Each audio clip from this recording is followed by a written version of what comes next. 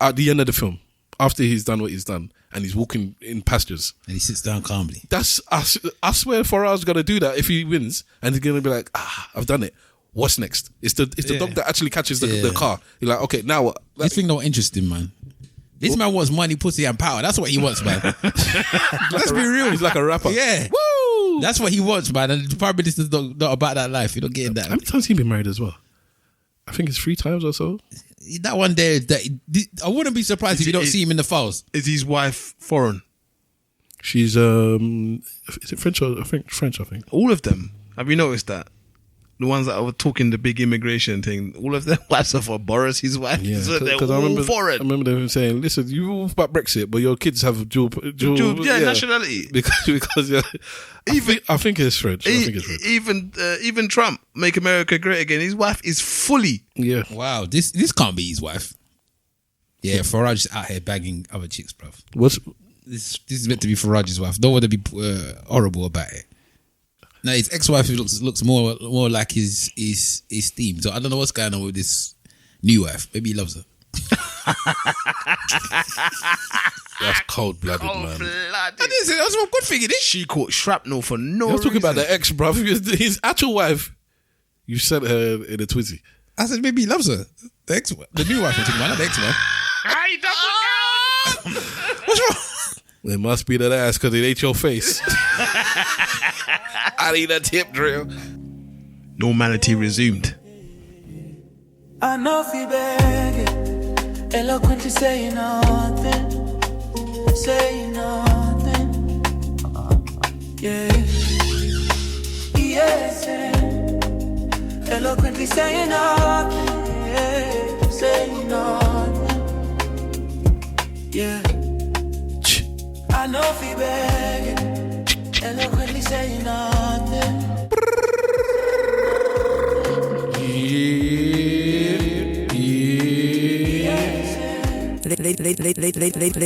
Ladies and gentlemen, boys and girls, cats and dogs, rodents and other small insects, welcome to the ESN podcast. Ladies and gentlemen, boys and girls, cats and dogs, rodents and other small insects, welcome to the ESN podcast.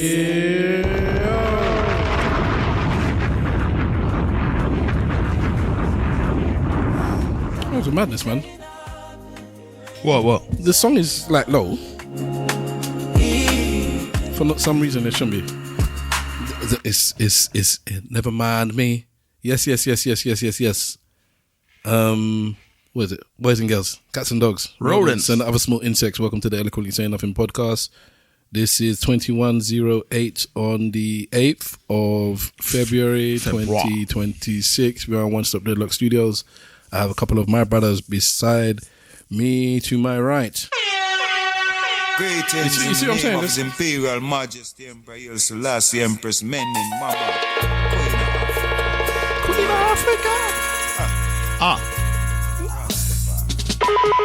Gaza forever.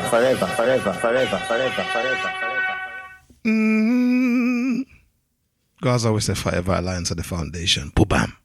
It's me again. In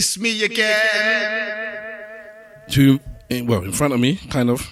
Bit to my left is At Big Wahala on Insta, at Big Wahala on Twitter. What's good, people? What's good? We do not have. Wait for the wolf, who should be coming directly. Okay, I'm not gonna display the whole thing. I'll need to make short ones for people when they're not here. And always in our arts. Mr. Wolf. Spider sense tingling. That's because I don't think we have these types of things anyway. But just in case people think there might be some form of issue, Mr. Wolf is not here because of any problems or issues that's going on. Yeah, F Mr. Wolf. Nah, he will be around soon. I don't know. It's unfortunate that he's just not working with his schedule at the moment, but he will be back soon for your scheduled programming. Time has just conspired against him. Yeah, basically. And I've ridiculed everyone on the roster. I'm Stavros Boss. I just want to say from the bottom of my heart, catch me at Stavros I'd like Boss. to take this chance to apologize. To who? To absolutely nobody. Get down. Catch me at Stavros Boss on most social medias. Bandit calls to be a boss. You can't handle the truth. Hashtag ESN Podstarter, joining the conversation at ESN Podcast on all the socials, esnpodcast@gmail.com to send in the thing. This is episode number 549, we feel, say. And your blood clot. Still feels like it's just going so slow. But anyway, I thought we had clocked over to another a zero at least. That's the next one. Okay, hopefully the four of us will be here. Yeah. The four horsemen. So what was I saying before we thingy? So yeah, have you heard about Eboué's son? Eboué. So Eboué's son signing for Chelsea, yeah? Yeah. And they were showing them pictures of him, his siblings, and his mum. And everyone was like, this woman. So do you remember what happened to Eboué? With Arsenal, where he got subbed off? No. So Eboué's wife, yeah, basically, she basically duped him. She made him put, I don't know, he wasn't the smartest of people at the time, yeah? So she kind of put all of the stuff in her name, or made him put all the stuff in her name, and then kind of like divorced him and left him like almost penniless, like properly broke. All right. So obviously now the son, and then not even just that, I think he didn't really have contact with his children. She like popular, did him dirty type thing. All right. So now obviously the son now is playing for Chelsea, and everyone's like, that is the lineage of his dad, that is allowed, the football blood comes from the dad, did it? And I think he might be talking to him now, but there's been a large time that they weren't speaking. So you see the mum smiling, and everyone's like, look at this woman smiling, this evil woman that did this thing to Eboué. Eboué's got a new wife now though. Fine, very fine wife. But I was just like, it's very interesting to see how people perceive this thing going forward. Like, I don't know how his relationship is with his dad, but clearly, obviously, his dad was a footballer in the past. And he said that when reading the comments and stuff, he said that he's the one that told him to stay at Chelsea and this, that, and the other. I see a lot of Arsenal people saying that should be us, that should be one of us. But obviously, clearly, he didn't come to our academy. I don't know why. But it's just interesting to see how, as now his son might become a footballer, he might see all of this business and see all the money. If you now, as a son, start reading, or even any of his children that he's got, start reading the newspapers and finding out what your mum might have done to your dad, what do you do in that situation? I don't know that they do read the news. I don't think that they do. I think the brainwashing is such that they wouldn't even go back and look. I just find it, man, interesting. The finessing. Yeah, I'm mad interesting if you find out that your mum fleeced your dad, blood. Or you're either way around. But then also, it depends entirely on how you feel about your dad. That's true. So if you didn't have the opportunity to meet him and speak to him that much. That's what I'm saying. So then now you feel how you're told to feel about him. But then is that, again, could that not be because of the mum again? Because the mum has not given him access to the children. This is what I mean. You're told how you're supposed to feel about your father at that point. This is very interesting. Yeah. So I don't know. Those ones are always sticky, man. Them parents ones are like, even the fact that he's playing at Chelsea. Don't get me wrong. I understand that Chelsea, as far as like academy and grassroots football is concerned, they're very, very greedy. They're taking all the children, all of them, every one of them, every one. Moving like Fagin out here. It's mad. Even I've got a 5-year-old cousin who Chelsea's come to come and scoop him up. So I don't know what's going on with their football academy, but they're scooping up all the youths.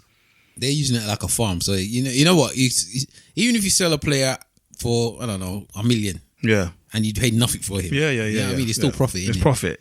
Pure profits. Didn't there was something where the chairman, Bowley or whatever, and Epstein, you never heard nothing about that? Bruv, everyone's been linked to Epstein, man. I don't even know anymore. It's the Epstein. I was debating, and we're going to talk about it, and it's too much, because if you don't read into it properly, it's too much. Listen, all I know is that Mandelson is there live in his pant. In every image on Sky's News, where he's just standing there with his pant talking to somebody. I don't even know if this boy or girl, because Madison's gay, so I don't even know whether or not. I don't know what's going on. But the reason they're getting him for things that's not sexual, though. They're getting him for things like he was basically feeding Epstein information about the government. He told him about Brexit was happening beforehand. His boyfriend must have borrowed some money from Epstein for something as well that they said was a bit dodgy. No, it wasn't. No, the money wasn't. What he borrowed the money for wasn't dodgy. That's the fact that he gave him money for it was 10K or something. Okay, so but yeah, he's getting battered. Mandelson's getting destroyed, not just by the Conservatives, by Labour. Everyone is just saying, "Yeah, you're got a fool guy for this." Yeah, he might go to jail. Well, and also what's your spar when you're the leader, the one that your special advisor or your head advisor, he's just stepped down as well an hour ago. Did he? Yeah, he's gone. From Labour? Yeah. Ooh, Labour's getting cut to pieces. And Reform is just like, come on, baby. Why? So why was he involved in it as well? Yes, him and Mandelson were friends. Jessica Christie. Basically, Mandelson got put in because of this dude. I can't remember his name. McSweeney.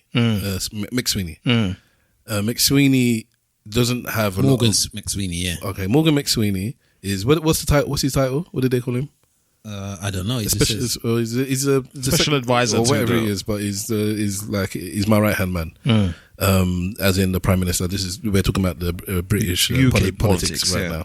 So for those of you who don't know, you're listening to this 10 years ago in the future, or you don't care about politics, Chief of Staff. Chief of Staff. There you go. All right. So the person that was put in to be the statesman for America, for the UK, whatever it's called, ambassador for America, was in the Epstein files. He had issues in the past where he'd been kicked out of or had to leave the Labour Party twice in the past. And also when Epstein was done in 2008 as a paedophile, he kept in contact with him and they knew this. So all of this, that was stuff that was fully known, full stop. He'd been kicked out in the past. He had stayed friends with Epstein after he was convicted of being a paedophile or child trafficking, however you want to put it. And potentially he had links with China and or Russia. All right? China. This was all known. So and the thing is, he is, let's say, like a moderate left. Most of the people in Labour they call them soft left. So you have far right, you have soft left. So they're a bit more left. So because of what Corbyn did, where he just went down this road and we just lost the whole public, they were happy to take on Keir Starmer, even though Keir Starmer was going on like he was left until he got into power because of McSweeney. Because McSweeney is like, usually they say the Prime Minister will pick his Chief of Staff. Yeah, people say the Chief of Staff pick the Prime Minister. That's how powerful they say this dude is. Yeah. So a lot of people don't like McSweeney because he is not as left as many people in the party. And even though the majority of the people in the party are a bit left, he was getting rid of people. So when they were sacking people for saying they didn't want to vote for taking away the winter fuel, or they were going to vote for upping the cap for childcare and all this and that, and they were just kicking off mans. They put that, they don't, because Keir Starmer is like, there's this thing, this is blank slate, you're nobody. They put it almost like this man is the puppet hand. He's the one that was actually running things. So a lot of Labour actually don't like that person. So this was now just an excuse after excuse after excuse, because Labour's just been flopping the game for the past 18 months. They said that he was presiding over a toxic number 10. That's why they get rid of him. Yeah. And and then on top of that, it was him that said, bring my man in, because him and Mandelson have been cool for decades. Bring my man in. Everyone says Mandelson knows it can do his stuff. And he was actually good in his appointment. Yeah.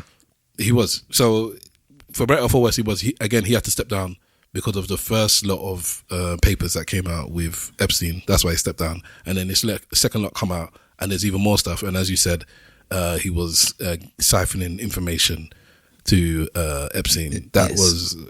So forget the girl stuff, because he said, I never saw anything to that, because he opens his mouth as well. Man just had an interview about 2 weeks ago I listened to. He's opening his mouth. Man got kicked out and he's still opening his mouth talking. Bruv, shut up and give yourself some time. Like, I never saw anything because I'm gay. I didn't see anything. And man's using the because I'm gay excuse, you know. Because I'm gay. He was in his pant though. And that's not how many pictures have you got of this man in his undies? I don't know why. In his pant there, in his pant, like in his wife front this time. Last time it was his boxers and a dress coat, and this time now it's in his pant. Shout out, fella. Anyways, so this one had to step down, McSweeney, because he's like, you know what, I'm taking it on the chin, because it looks like Keir might have to go. If he's not gone now, if you are betting people, I'll tell you this. Keir's gone. You reckon Keir gonna go? My birthday is in May. Keir. They're having the elections in May in this country. Labour's going to get brush out. They're going to get rid of him then. The elections, what elections? The general elections? No, it's like the one before the one. Midterm or whatever. Yeah, let's call it. It's not midterm, but because I can't remember what they call it in this country. But okay. Yeah, but there's a bunch of local elections that are happening in the UK. Cares, but the problem is who is the number person? Who is the person that can take over? This is the thing. There is no one there that anyone can see that's like, yeah, we know this guy. There is, but we didn't talk about it when Andrew Burnham. Did we speak about Andrew Burnham the other day? No. So Andrew Burnham's the one that I said about 2 years ago. He's going to be the Labour leader. So I said that about 2 years ago. Now he's the mayor of Manchester. Now, unless you're an MP, so he's a mayor. He's not an MP. Unless you're an MP, you can't be Prime Minister. Okay. Now somebody got caught sending text messages. I can't even remember what the problem was because they don't even mention it anymore. Every time they talk about this Labour dude stepping down, it's lewd text messages. So basically, he did some text messages. He got kicked out of his constituency. Oh, this is the one that they wanted to. He wanted to. They let him in, and he said, "No, you can't go in." Yeah. So he said he blocked the man.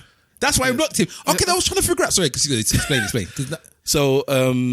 So basically, his seat is empty, and they have to fight for his seat. So if your seat gets empty, it's not that they just replace you with another Labour person, and that's it.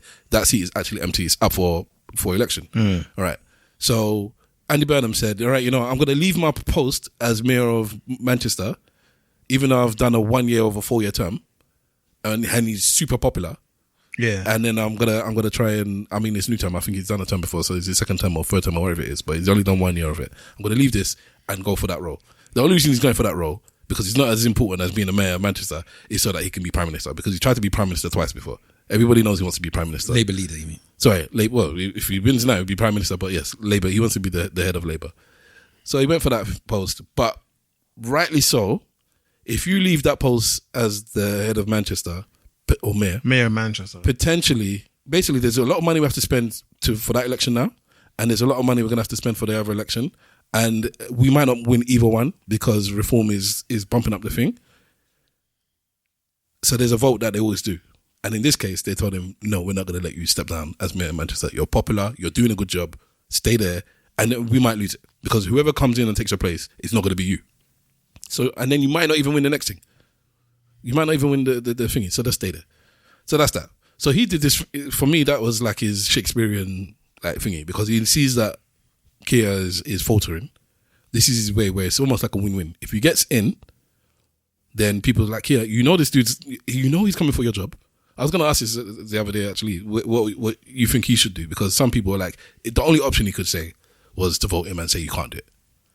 But I was up in the air of it. So if he gets in, he wins the election for the MP of that constituency, and then the next time you trip, because you keep tripping over the past 18 months, you trip. One day he's just going to be like, I think I should be leader, and then and go for it. And because most people more people in Labour like him than Keir, he'll probably win. So that's one. Then if you kick him out, he's going to be like, well, the man's weak.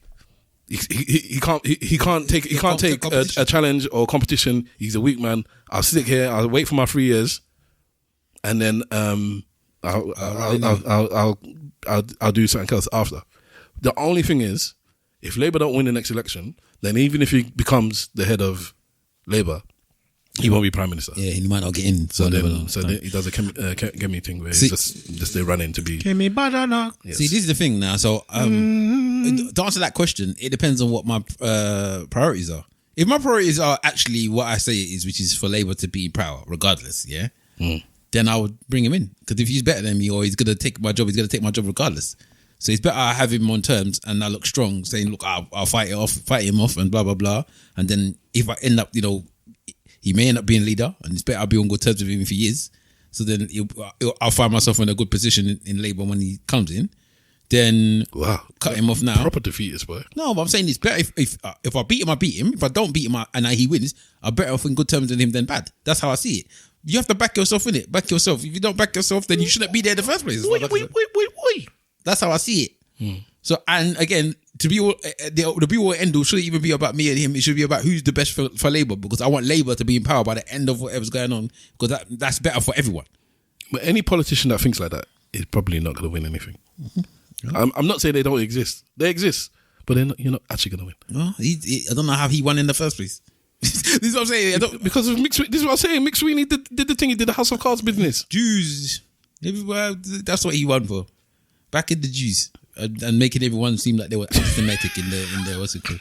My spidey sense was just going off like, did I hear what he said? No, that's what happened. I'm not saying that it's the Jewish people that put him in power. I'm not actually even saying that. But that anti-Semitic clearing out the closet and this, that, and the other, that was what put him in favour. That narrative. Yeah. And then suddenly everyone was like, oh, okay, this guy's now clearing out the closet, making Labour clean again. Or because obviously they made it seem like Corbyn was dirty, and he was dirty in the thing with his anti-Semitism and all of these things that was involved in the Labour Party while he was there. And so then he was coming to say no to anti-Semitism. Racism's fine, but no to anti-Semitism. What? They called the one that was getting the most racist comments an anti-Semite. So...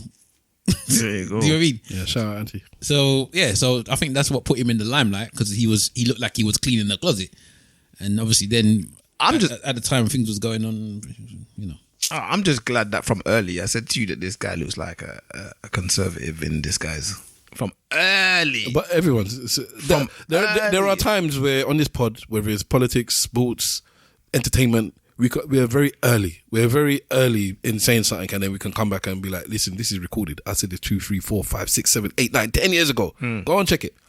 This Keir Starmer one, everyone said the same thing, bro. We can't take any claim to that. Everybody said the same thing. This dude is just not the one. He ain't got the balls, he ain't got the minerals, and then as soon as he got into power, man shifted, because he was leftist. It was under Corbyn, and it was one of Corbyn's Burnham. As soon as he got rid of Corbyn and got into power, shifted. It wasn't even. It's not even like it was hidden. He wanted it to be like that, because I want you to know this is not who we are anymore. We're this new thing. It's just people. You could say he was gonna flop, and people didn't necessarily think he was gonna flop this hard. And to your point, Wahala, about Keir, about if he wants the best for the party.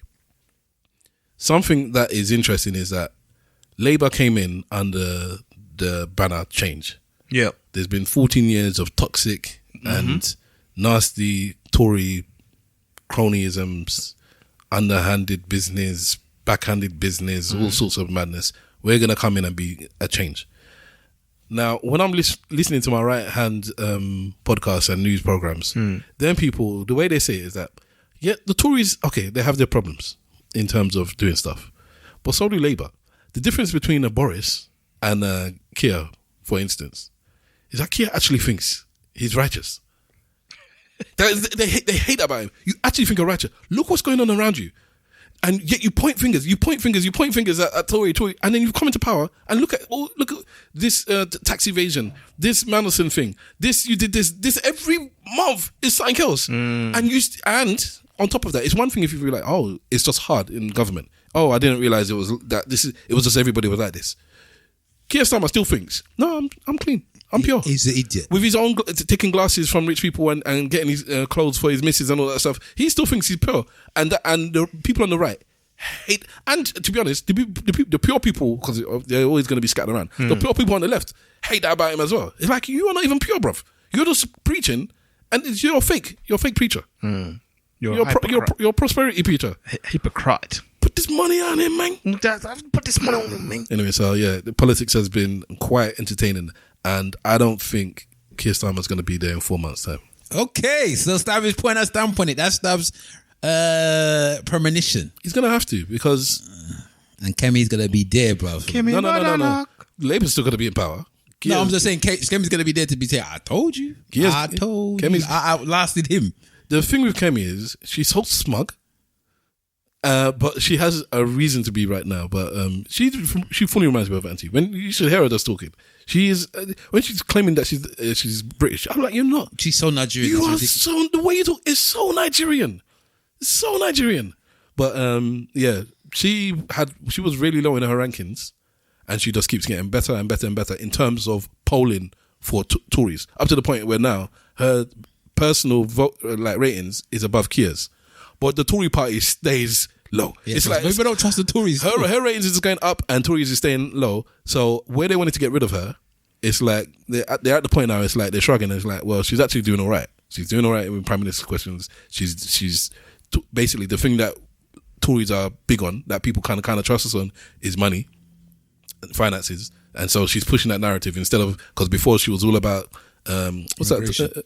what's it when you talk about like LGBT and trans and thingy? What do they call those issues? Diversity, equity, and inclusion. All that kind of stuff. She was so bang on all that stuff, and it's like, yeah, okay, people cared about it, but they didn't care about it. Now so she's come. You see that she's not talking all that stuff anymore. She's come away from there, and she's just talking about money. You're like the Labour, they're messing with your money. They're taxing you more. They said they were going to reduce taxes. They're making more taxes. They said they were going to get more jobs. There's less jobs. They said so we're going to go that. And these reform people that you're trying to vote in are just trying to take the best of both worlds or the worst of both worlds, because they're saying they're going to do Labour stuff, but without even the Labour chest to do it, and they're not going to. So we're the only ones that you can trust with your money, basically. And that is a play. I don't know what's going to happen in 3.5 years' time when it's time for the new election. What's going to happen? It's very interesting. But these midterm elections, we'll just go by that title for the time being. Yeah, Tories and Labour are going to get mullered. Up to the point where they're saying there's places, I think in Wales or whatever, that's never not been Labour, and they're going to lose. So as long as that seat has existed, it's always been Labour for 112 years. That's the same thing that happened with Tories as well, didn't it, last time? Yeah, it happened with them. It's going to happen with Labour. No one has any faith in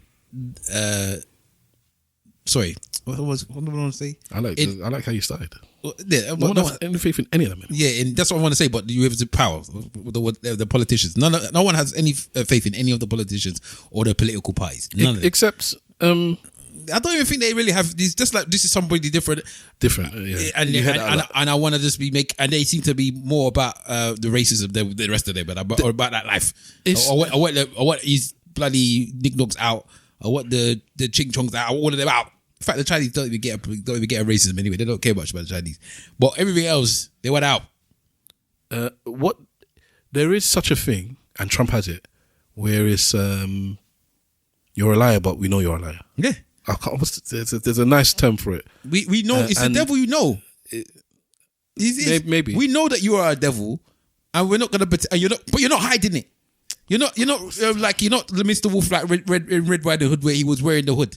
You took your hood off cleanly and showed that you was a wolf. You know that meme of I think she looks Korean or Chinese, where there's a video and it's panning and she's crying and then she does that quick smile and peace, and then she carries on crying again. Yeah, she's Korean, I believe. That is Boris. It's Boris, it's Trump, and it's the reform leader. Yes, it's like Nigel Farage. Farage will wear his double-breasted, bro. I will show you the realness. He is a trader. That's what he looks like, a trader, old school trader. It was interesting when I was listening to one of the he should have been on an industry right wing podcast. I need to watch this program because people keep talking about this program. He's industry's new school trader. He's old school trader. And they're like, oh yes, I met him when the last time we did the fox hunting thing. I'm like, are they still this fox hunting has just gone under the radar? But he was talking about, we met him about a year and a half ago during the fox hunt. I was like, okay, because I don't hear about fox hunting anymore. But he's like, yeah, he was there chilling. That's because that's his type of thing, man. He don't want to be prime minister. He just wants to. But he wants to be on the bus. Bare people say that. It's like, I don't know what he's gonna do if he wins, because he likes to hunt. Yeah, and once he gets there, a lot of people are saying I can see him getting there, being there for about a year or so, and then passing it down to somebody else. He's like, finally I've made it. You know, like what's the film we were talking about earlier on with your missus? On the phone and the Avengers Endgame. Endgame, yeah. So the one before, Infinity. So Infinity War. So spoilers for Infinity War. When Thanos, at the end of the film, after he's done what he's done, and he's walking in pastures, and he sits down calmly. I swear Farage gonna do that if he wins, and he's gonna be like, I've done it. What's next? It's the dog that actually catches the car. You're like, okay, now what? This thing not interesting, man. This man wants money, pussy, and power. That's what he wants, man. Let's be real. He's like a rapper. Yeah. Woo! That's what he wants, man. And the Prime Minister's not about that life. You're not getting that. How many times has he been married as well? I think it's 3 times or so. That one there, I wouldn't be surprised if you don't see him in the files. Is his wife foreign? She's is it French or French? I think all of them. Have you noticed that? The ones that were talking the big immigration thing, all of them wives are for Boris, his wife. Yeah, because I remember them saying, "Listen, you all about Brexit, but your kids have dual nationality." Because I think it's French. Even Trump, make America great again. His wife is fully. Yeah. Wow. This can't be his wife. Yeah, Farage is out here bagging other chicks, bruv. This is meant to be Farage's wife. Don't want to be horrible about it. Well, where's she from? She's German. See it there? Okay, I was going to say German, I think. See it there? But yeah. Yeah, Farage is about this. Like, nah, this is not a Farage, man. This is not for Farage. You think Farage has got the chick that's I think Farage is doing other things, bruv. That's what I think Farage looks like one of those dudes. Because what's Farage like? He's nearly 70 or something, isn't it? Farage is an old man, you know, as well. He looks like one of them dudes that is like, you see his chick and be like, yeah. He'll walk past you and spud you. You're like, yeah, I know you're looking. You're allowed to look. But she's mine. I'll get you killed if you touch her. No, his ex-wife looks more like his theme. So I don't know what's going on with this new wife. Maybe he loves her. That's cold-blooded, man. That's one good thing, it is. She caught shrapnel for no reason. I was talking about the ex, bruv. His actual wife, you sent her in a twizzy. I said maybe he loves her. The new wife I'm talking about, not the ex-wife. What's wrong? It must be that ass because it ate your face. I need a tip drill. Apparently they live in separate lives, so maybe they're not together anymore. Imagine apparently they live in separate lives. This is 2017. 2017. She's only He married in 1999. She might be looking different in 1999. I like that. 99? Yeah, he married her in 99. Nah, and they have 2 children. Okay. And then now they said that they're not. This was in 2017. They said they live in separate lives. So he's probably out there on the streets doing whatever he's doing. Yeah, that doesn't surprise me at all. 2017. His first wife was Irish and his second wife was German. Yeah, bro. And some people like that. They like a man that is like, no, you don't settle for. Oh, he's got a new partner, and his new partner is French. See, foreigners. Okay, does he have a kid with the new one? So okay, all right. So I was right. I don't know. I was right. Yeah, I knew Keir can't. Nah. You said Keir. Sorry, Farage. I'm not Farage. Nah, man. Farage's got things there. Would you judge a leader based on his choice in women? Well, Macron. Macron's been getting this for years. Yeah, because she actually hits him. Why? She hits him. Yeah. Oh yeah, I saw her in the plane giving him beats, innit? Macron married somebody. No, sorry, I'm thinking of the Canadian Prime Minister married his teacher. Trudeau. Yeah. So his teacher's like 20 years older than it was, 15 or 20 years older than him. Have you not seen Macron's wife? But Macron, oh no. But have you not heard about what Candice Owens, why she's getting sued by Macron's wife? No. Because she's swearing and she's doubling down, tripling down that Macron's wife is a man. No, I just has always been a man. Take me to court. She said, take me to court. Take me, because then if it's in American court, innit, you know, they have that thing where it's like they have to open up. In fact, they do it in many other places as well. Yeah. So you have to give out all your once they go through all her stuff, you will see it. Take me to court. I'm ready to take that battle. I will fight her in court. I was like, hold on, this is the wife of the head of France. Yes. She's like, yes, Negro, yes, take me to court. I'm ready for that fight. I got to give Candy some props on her. She's, like I said, there are some women or some people I'm afraid of in terms of if I was in a verbal battle with them, and they often tend to be black women. And so one of them is the writer, the one that lost their son recently. Chimamanda. I don't think she will batter me. And Candice Owen will batter me. I could not get into to the point where even if I'm right, and this is what I'm talking about when I'm saying battered, I think there are times when I'm having a debate or an argument with somebody and they can be right and I can win the argument. Yeah, I can have that much dexterity in my speech and I can beat them. I'm the opposite with those ones. Them two, I'll actually be right, and everybody will leave the arena and be like, "Well, you lost, bruv. I believe her." It's like, but I was right. Are you sure? How old is Macron? Because this woman is 72, so are you sure this is not Macron? Maybe it's not Macron then. Because she also was a French teacher. Okay, maybe it's Macron then. I remember her beating him in the plane. Yeah, that one. Yeah, there was a video of her just licking him on. Yeah, he's 48. She's 72. Okay, so it's him then. My bad. But something happened with. Oh no, the Canadian one is that the one that's linking? What's the singer? Celine Dion. No. She's. I think she did. Funnily enough, she did the Super Bowl a few years ago. Christine. Is it Superstar or Wonderstar or that big song? Maybe Fireworks. Fireworks. Who sang that song? Me not blood clot, no. Diana Fox Carney? No. She's once you heard her name, you know it. But that's his wife. Okay, then. Mark Carney's wife. So is it? So which country is it? One of them is going out with actual pop star. Wow. So if it's not Canada and it's not France, then I can't remember which one it is. But France has a prime minister and they have two. Maybe it's the other one. Yeah. Well, anyways, that's they've got a president and a prime minister. Katy Perry. That's it. Who's Katy Perry going out with? Justin Trudeau. Yeah. That's the previous. Sorry, it's the previous Canadian. Yeah, previous Canadian. Yeah. Sorry. Premier.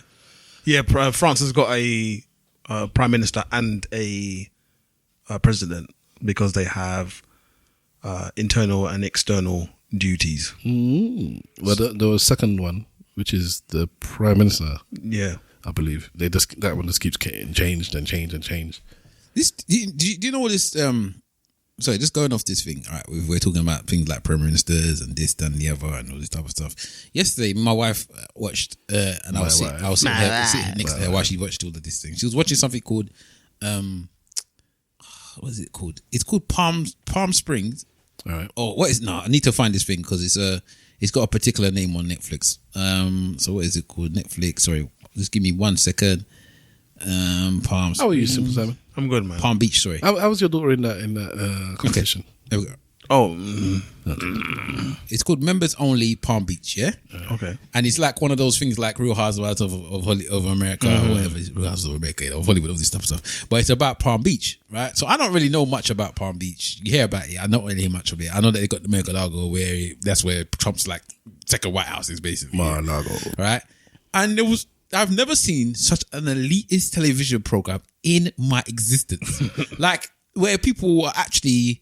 So they have all these people that come in and they mix them together and pretend that they're all friends and this and that. Yeah. So there's one woman, she seems to be super rich. She's very old. Or they say she's super rich. They're not really saying, but she calls herself the Queen of Palm Beach. Yeah. Yeah. So she knows all of the contacts. She's obviously met Trump. She's met these people. She's always talking about all these people that she's met, blah, blah, blah.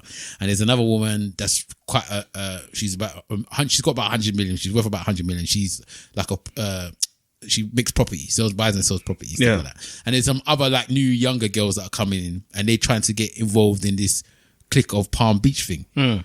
Oh my God. So this one girl, she's from Uzbekistan and she's now she's made some money. Her and her brother were made a business where they did like care homes or whatever and they sold it for quite a lot of money. So she's a millionaire now. She's not that like them millionaire, but she's got money now. Yeah. So she's moving to Palm Beach to try and like get contacts.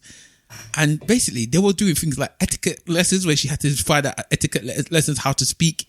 They were the woman that I said was really rich, the old one. She keeps saying, "Where are you from?" Because she goes, Uzbekistan. Oh, Pakistan. She's like, no. She's like, in Dubai, this is what we do. It's like, what's Dubai got to do? What I'm telling you, like they were properly putting her down and making her seem like and the woman was taking it because she's trying to get into this, into the clique, clique. And I'm thinking, this secret society that these people have and all this stuff, it's mad. You would just not know about it. You would not see it. Like they were like all of these charity things. Everything's a charity event, a charity event, charity event, a charity event, a charity event. Like how many different charities are you promoting? What are you doing? It's all scams. I can't see it being more than scams. But it was so interesting to watch and see how people were prepared to bend themselves or who they are to try and get into this social settings. And it was just interesting because we were talking about the prime ministers and this, that and the other. So now Katy Perry's dating a prime minister, a British or ex-president. I guarantee you now she's in circles that she was never in before. That's opened up so much different avenues for her. She probably won't need to sing anymore because she'll be doing other things. It's like when you find yourself in these inner circles, I suppose like the Epstein stuff, going back to that, there's so much avenues that's open for you. Okay, so going back to the Epstein thing, like some of the things you're hearing and seeing and reading and is like a magazine, and you start asking yourself, why are some people like doing this stuff? And it's to be in proximity and around power, or money, and or money. And it's like people. So even they're saying the Mandelson dude, they're like, he loves power, he loves power, he loves money. So that is why he's called Qatarian or he's bowing down to these people. Curtailing. Because he just wants to be around those people. So yes, we're doing this and yes, we're doing that. And would you be, because you have power to suggest me to do this. And what you're talking about with these charities, because a chunk of it will be write off. You can put money into this thing and write it off, and so that you tax. And then on top of that, we're linking up. You bring somebody that's important here. You bring someone that's important here. I'll click you two up. Now you go and start abusing children. It was all talking about, we're gonna ban you. We're gonna give you block from the parties. I'm like, this is like the biggest deal, and I'm like, wow. Because if you want upward mobility, then yes, exactly. Bruv, sorry to cut into you, but there's two examples of that. Yeah, there's a program called The Gilded Age. Yeah, I watched that. You've watched it. It's the same thing. Yeah, exactly the same thing. With that's basically what this thing is. Yeah, and then there's another one called. But the Gilded Age was not old money, new money though. It was. No, as I said, the Gilded Age was old money, new money. Yeah. This one is not even old money, new. This is just like a madness. This type of but you said the woman's a lot older. No, the one that they call the Queen of Palm Beach is a lot older. Yeah, so she's old money. No, but the way that she's behaving is not because you're new money. It's just that you're beneath me. That thing. But why are you beneath me? Because who are you? You're not from Palm Beach. That's it. That's what she's like. You're not from here. You know nothing same about premise. Like it's old and new. It's I'm here and you're not here. It's you. I've got history. You have no history. No, it's not that same way with the old money, new money. I see it. It's the same. You need to see it because there's people they're all doing it by seasons. They'll say this person, so they'll say Stavros Boss 5 seasons in Palm Spring. Simple Simon 8 seasons in Palm Springs. And the seasons mean what? How many times you've been to Palm Springs? I don't even know. That's what I'm saying. How many times you lived there or how many times you go there? Old and new. It was just weird, but it's not about the money. Okay, all right, fine. I know. I took money out of the equation and I said there's a difference between the levels of this and that, and time is a big in the thing Gilded Age. The people that are there is old money, new money, because new money had more money than old money. Yes, what I said. Which is why I said time. I changed it to time. I'm here, you're there. I'm old, you're new. You're stuck on the money part. I'm stuck on we are established, and you are not established. Yeah, Gilded Age was definitely about because they were just upset because he's about to just do anything they want, and he was like, well, why can't you be doing this? And then the other program is Dubai Bling. If you want to, I've seen Dubai Bling. If you want to see proper elitism, yeah, but Dubai Bling is very similar to this. Yeah, it's almost like the same program. Yeah, that's what I'm saying to you. Like yeah, so and it always comes down to it's okay. So put it this way: we can talk about. I don't know. I'm trying to think of something that we can actually relate to, and then something's happening, and these new people are doing it different. It's like, look at you. It's just because you're just different, bruv. This one, well, an example there was that the woman was talking to the one that I said was the property developer. She was talking to, and she's not even she's elitist, but she wasn't even as bad as some of them, but she was bad though still. And the girl was swearing, and she's just like, why don't come here and we don't swear here. She was like, what? She's like, we don't swear. And the woman was having a breakdown about something that was very, very, like, to her, it was meant to be like an important thing. She's talking about her mum and how she's been this, that, and the other, and she's been tears. And the woman was just like, stop swearing. We don't swear. She didn't care. What she cared about was swearing, that we don't swear here. There was another thing, one of them was talking very loud, the Uzbekistan girl. Why can I hear her? Why can I hear her? We shouldn't be able to hear you. I was like, wow. It's proper elitist. For me, you say it's elitist, but what it comes down to is there are structures and rules to being in this arena. Whatever this arena is, this is it. And if you're coming into this new thing, it's my job to teach you, or you're going to get kicked out. Can I give you another example? I doubt you're going to watch this program, so never. But this one was very interesting. So the Uzbekistan woman, as I said, that was trying to get into this society thing, yeah, she was having a birthday party. It's a secret society. So in her birthday party invite, she said this was a massive faux pas that everyone said was a massive faux pas, and this is where it was interesting because it basically was going against her culture, against this new thing that she's now trying to get into. So she's having a birthday party. In the invitation, she says, there's going to be some charities that you can support. That was a faux pas because she didn't say which charities. So that was a faux pas already. And the biggest faux pas, the biggest thing that they were all making a big deal about, she says, she put in there, basically she put envelopes, gifts, appreciated. All right, I don't want gifts, give money. Yeah, but from the Uzbekistan community, that's what they do. Like, that's her thing. She's like, my family, that's what we tell people. Just give us money. Put an envelope, blah, blah, blah. We have the envelope thing. That's what we do. And they're like, you just sound poor. You just sound poor. And that's everyone. She's like, well, no, that's what I do in my culture. It's my birthday party. This, that, and the other. She's like, well, we putting that there and sending it out to people from Palm Beach. You just sound poor. And then she went to make it worse later on because while she was arguing her discussion about it, she then said, well, if I get the money, it could pay for some of the parties. So it was like, huh? So you can't even pay for the party. Oh man, it was, and then she was going, like, she couldn't understand it. So she was calling her cousins and like, when you go to a Uzbekistan party or whatever, what do you bring? And then cousins like, money, baby. Like, you know what I mean? Cause that's what they do. She's like, no. Yeah, but you're not there no more. No. Yeah, you're not in Uzbekistan. This is what the woman said to her. She goes to her, you're not in Uzbekistan, you're in America now. Behave like an American. Bruv, she basically told her, go, and she, in fact, not basically, she said, go back to Uzbekistan. The woman said, go back to Uzbekistan. I said, yes. You can act anyhow you want to act. But if you want the reaction that you want, then unless you're big, because there's going to be 1 in every 1,000 people, or even 10,000 people, or even 100,000 people that can change the game. If you are not one of those people, you have to play the game. And so if you're not playing the game, you're going to get treated that's how you're going to get treated. She was idiot anyway, because she was, at first I thought she was a hustler. Oh, there you go then. No, because I thought she was a hustler at first, but then you started, if you're going to be a hustler and you want to try and get what you want to get, then you need to either be 100% in it or not. She's trying to do half and half. Yeah. Like, you can't be, trying to be yourself when these people are telling you that yourself is not the thing. You can't get there by yourself. So you play their game and get to the level where you want to get to, and then tell them to F off and do whatever you want to do. Why don't you fuck off then? Or you just be yourself. But you can't do this half and half thing she's trying to do. That's a life lesson, boy, for everybody in life. If you're going to fake it, fake it.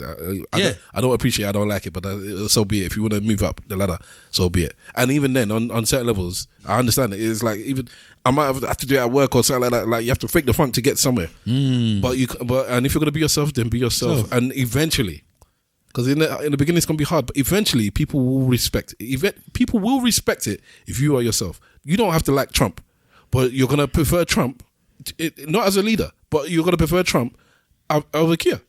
Because, like, I can have Trump in my house and I will hide the silverware because this bastard will steal it. But Keir, I don't know what he's going to do. He might leave the silverware and take my wife. Keir's not taking anyone's wife. Bro. But you get my point. It's like, at least it's the devil you know, as you said. I know this person. He is who he is. This one I don't even know. So when you're playing two sides, people don't respect that. They're going to respect you eventually for who you are. They don't have to like you, but they'll just respect you because what people understand is you are solid ground. I don't like the ground at all. I don't, your pavement, your wood, and I would have preferred slate or something. So I don't like it, but at least I know it. Yeah. This is what I know. It's very interesting anyway to see this members only thing. Again, I don't know what my wife was doing. She watched all of them in one night. Gone, finished, done. How many episodes? I think there was 8 episodes. This is what trim, but all right. But yeah, it was interesting to see these members only, how people were behaving. I was like, right, this is a high level. Because I've seen a lot of these other things, and this level of elitism was surprising me even. I was like, yay. And I was thinking, what's going on with Palm Beach? Is Palm Beach that much? But the woman was saying that she was trying to sell her house for 39 million there, so. Well, my missus watches the Netflix one where they sell property, the estate agents thing, and that's like that's not even big money on them things. They'll be talking about 50 million, and they're getting all 5-6% commission. Exactly. I don't actually know the commission, but when you're selling something at tens of millions and you're getting a percentage of the price, like, God, that's why it's good to be an estate agent if you could do it properly, boy. If you can do it well. I think I could do that, I would just need a bit of tutoring. Maybe you just have to find, and again, doing it you have to have the best place to do it, innit, when you're making a lot of money from the sales that you got. When I walk past them estate agents and you just see them sitting down tapping on the computers, I'm like, what is it you're doing in this place? You should be out here selling something, mate. What is it you're doing? I don't get that job. A lot of the selling that the estate agents guys do is conversations that are not about going to properties and showing them. Sometimes it is just a matter of you get into contact with landlords and you say, okay, this is the area that I cover. These places are coming up for sale. I'm telling you before they've gone onto the market. So it's all of that kind of business that the estate agents do. Yeah, it's about contacts. Contacts. Yeah, even when you watch the programs that you see there, they all know, they all got their clients that they know want this type of property and prepared to buy this type of property and have the money for it. So for you to do that, you have to make contacts, innit? That's what they're sitting in there doing. They're making contacts. Yeah. Okay. So I don't know if you're gonna be that type of guy that would do that. So what you would do is you'll spend a large percentage of your time tendering and fielding clients, basically. It's like wealth management. Yeah. Wealth management in the banks, they're the ones that would be whining and dining. Yeah. And making sure that their clients are fine and happy. And then, when they want to make an investment, is they come to your bank to do the investment, or they come to do this thing, or when you want to be persuasive about what they should be invested in, then, they trust Stavros, because Stavros puts us right and he makes us sure that we go to get the finest caviar. And he knows the finest hoes in London. I was with one of my bedrooms the other day, and we walked. And his cocaine is cocaining. Half. We walked past. They work for a lawyer firm. I'll put it that way. And we walked past the Ivy in London Bridge. Have you been to that one? London Bridge one, no. Yeah. So sorry, Tower Bridge. It's right underneath, like at the base of Tower Bridge, on the south side. No, south side. So I was there a couple of years ago. I said, "Have you been there?" They're like, "Yeah, I took a client there." I said, "Obviously, you put it on the card." She's like, "Yeah." So because I was saying that I think Ivy's potentially my favorite restaurant in now. There used to be Meat and Co, but it's not here anymore. I think there's one in South Africa. There's one in Dubai or something. So when I go to one of these places, I might have to go visit again. But I said, Ivy's the food is always good. And we were talking about the service. And she's like, yeah, the service is really good, blah, blah, blah, blah, blah. But then we were talking about this client thing, and they're talking about they have links with Spurs and a rugby team, and about how they need, sometimes people will just contact you, I need tickets to take this client out. And it's just to wine and dine them and stuff like that. And I'm like, it's just... So they just have a link with Spurs. Yeah. Just that they have a boxer, I guess what it is. And every people are just partitioning, can I have the 3 tickets or can I have the 4 tickets? I'm taking such and such. And I'm like, it's just interesting that you're just sweetening these things. That's where I'm not at this level. That's where the business is. Like the business doesn't take place in boardrooms and all that kind of stuff. It takes place in entertainment suites. But that's where you get the Epstein business then. No, you get both. It happens in both. But even to the minorest of things, because you might say like somebody like I don't know, somebody that kind of a menial change, they might still do that for you, because let's say that you want to bring in a technology into a company, and so is the one that's handling, who's gonna go into tender, and when I say go to tender, no. So basically, there might be 4 or 5 different people that are trying to bid for this thing, and they'll say, "No, we're going to put this business up for tender. So whoever gives us the best, whatever can get it." All right. So then, they'll say, "All right, well, the FA Cup final's coming. Do you want to come with us to the FA Cup final?" And that might sway you. That thing there might, even though it's probably illegal, it might sway you. Yeah. Or just stand out. And they'll say, "Yeah, we got box." What you get? Yeah. Oh. Come with 2 of your friends. Is it shaved? And yeah, you see what I'm saying? It's boxing. In both meanings of the word. So that's what they'll do that. So what they end up doing is curating a day trip for you. Oh, okay. So it's like they either curate an afternoon, an evening, whatever. And there are holes at the end. Sometimes, potentially, depends on who you are as an individual. If you need holes to close the deal, then there will be holes. But again, it's just that they know what you want in it. So that they know what you want. So they know what you want. I forgot. I didn't even get here. We were talking about working for a lawyer and okay. We talk about realtors, real estate agents. But again, all of them have to be able to do that type of stuff. You not drinking it alone is going to stop you from being able to do that job. The crazy thing is, like this person I met up with, they had a birthday recently, and they had one of those ones where they're having a birthday 4 or 5 days instead of just a day.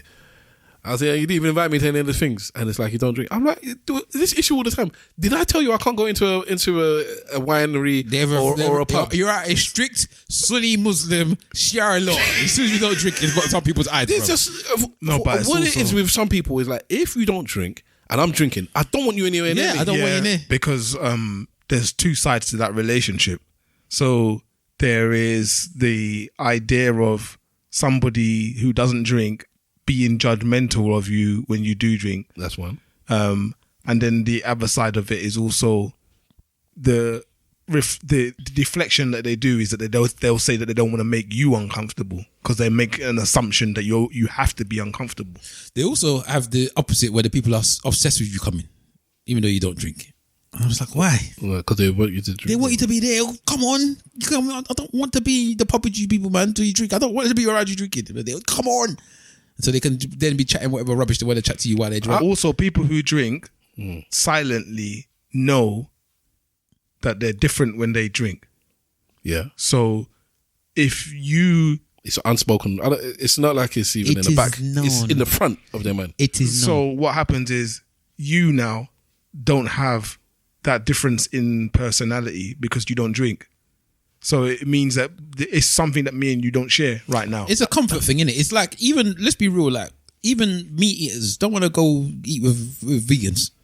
Yeah, you just wouldn't. What am I going to... This is where I believe I'm different now, because I'm accepting. This is, so when people you judge stuff. Yes, I judge, but I accept the judgment. It's like, you're different, I'm different. You do this, I do that. It is what it is. Unless you're a demon, I'll just take it, innit? Yeah, but you can't all be the same. It's just, I with simple, because again, as non-drinkers, it's blatantly the judgmental thing. I know that people that don't want people that drink around them, but it's because they know you're gonna judge them. Even my own wife, I judge you when you're sober. Even my own wife, she's like, it don't feel right when I'm just drinking. Well, she does now, but at the beginning, it's like, it don't feel right drinking and you're not drinking. I'm like, why? I don't know.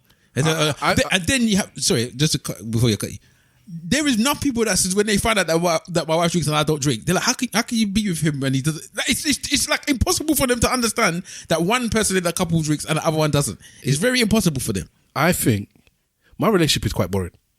Yeah. There are two things one has just come to my mind now. If I drank, I think my relationship would be less boring. And that's stemming from the thing that I've known for a while. Right, you start bringing on my wife doesn't. My wife drinks, but if you were to know her for the last 10 years, she's been with me.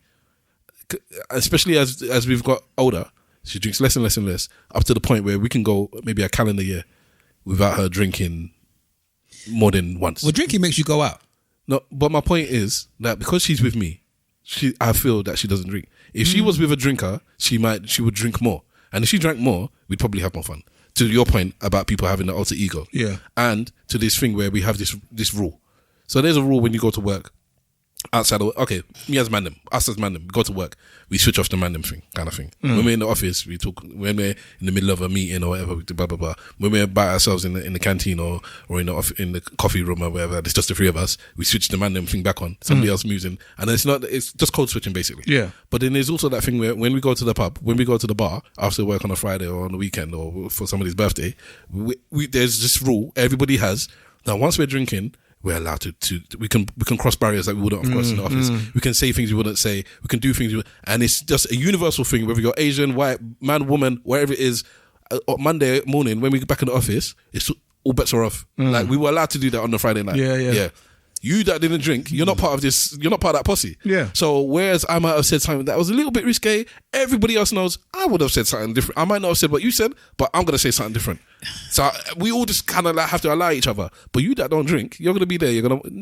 There is a judgment thing as well. Don't get me wrong. And I'm gonna tell you what you did. There is a judgment thing as well. But then on top of that, it's like you're not part of this pact that we all have. This unwritten pact. Yeah. Where it's like we're allowed to cross the line a little bit. But it also happens another way. So there's people who drink and don't want people who don't drink around them, and then there's another group of people who drink but don't drink to the stupidness.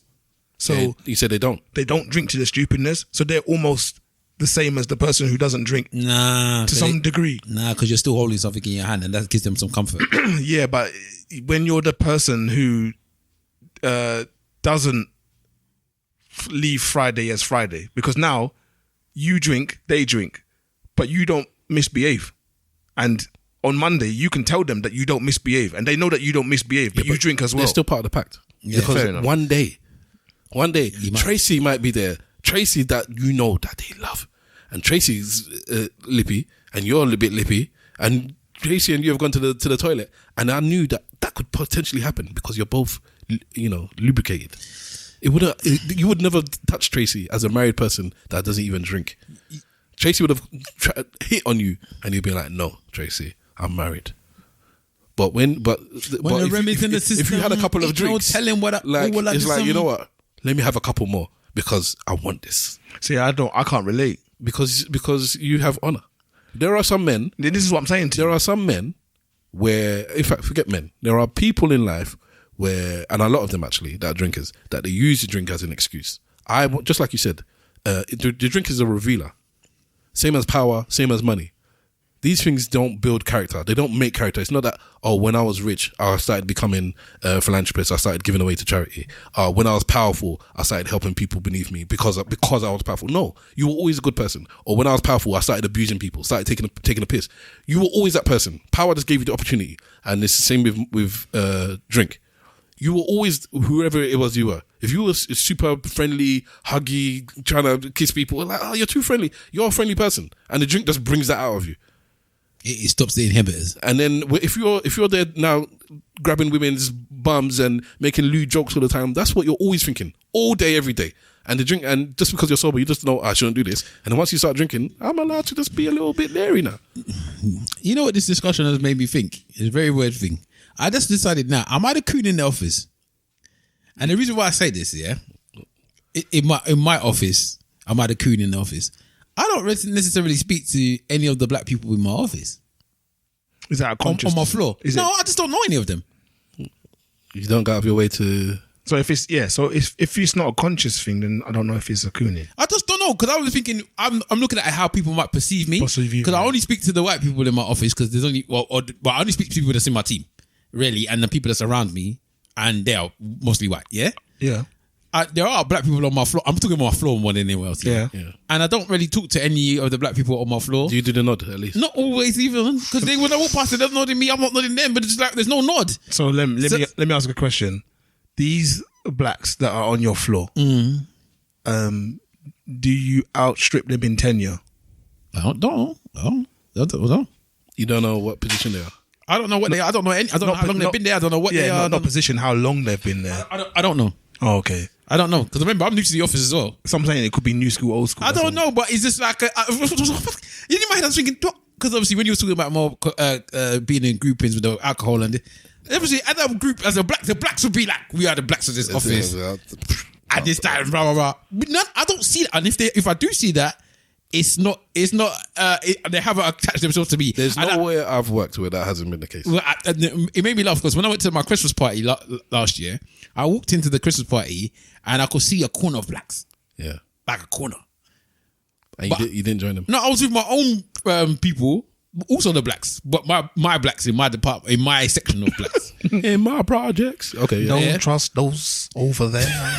So it was a bit like, it was like. So I was like, in my head, I was like, I don't even say to the other guy, should we go speak to those blacks? It was like, I don't know, man. They didn't look like they wanted to. Like it was like they're not really communicating with us. And a lot of them was women as well. And I was like, I don't know if we're going to go just feel like we're just chatting to these girls. Can I talk on that point then? Because where I work, when the black dudes join, because I've been there, I'm established now, but I don't. There's not necessarily a black clique. If the blacks happen to be together in the same place at the same time, then it's gravy. But we don't. But it's not like the blacks are here, the Asians are there, whites there. It actually doesn't work like that where I work, which is a good thing. But I know everybody, when the Asians are there by themselves, I know what they're doing. When the whites are there by themselves, they know what they're doing. And when the blacks are by themselves, they know what they're doing. And everybody knows. And then there's one Chinese. All right. So when the dudes come in, I'm a black dude. You have I'm going to put it down to just to hopefully you understand what I'm saying. There's the nod. All right. So there's a nod, and then there's the official like greeting that way. But when the black women come, I'm very reluctant to nod. Yeah. You have to start first. Yeah. I don't want you thinking that I'm trying on, because we are not the majority in this place. So I'm not. So there will be women. Like there's one I spoke to the other day, and she even said, I thought you were a bit standoffish. I said, I thought that about you. She's like, no, I just have that face.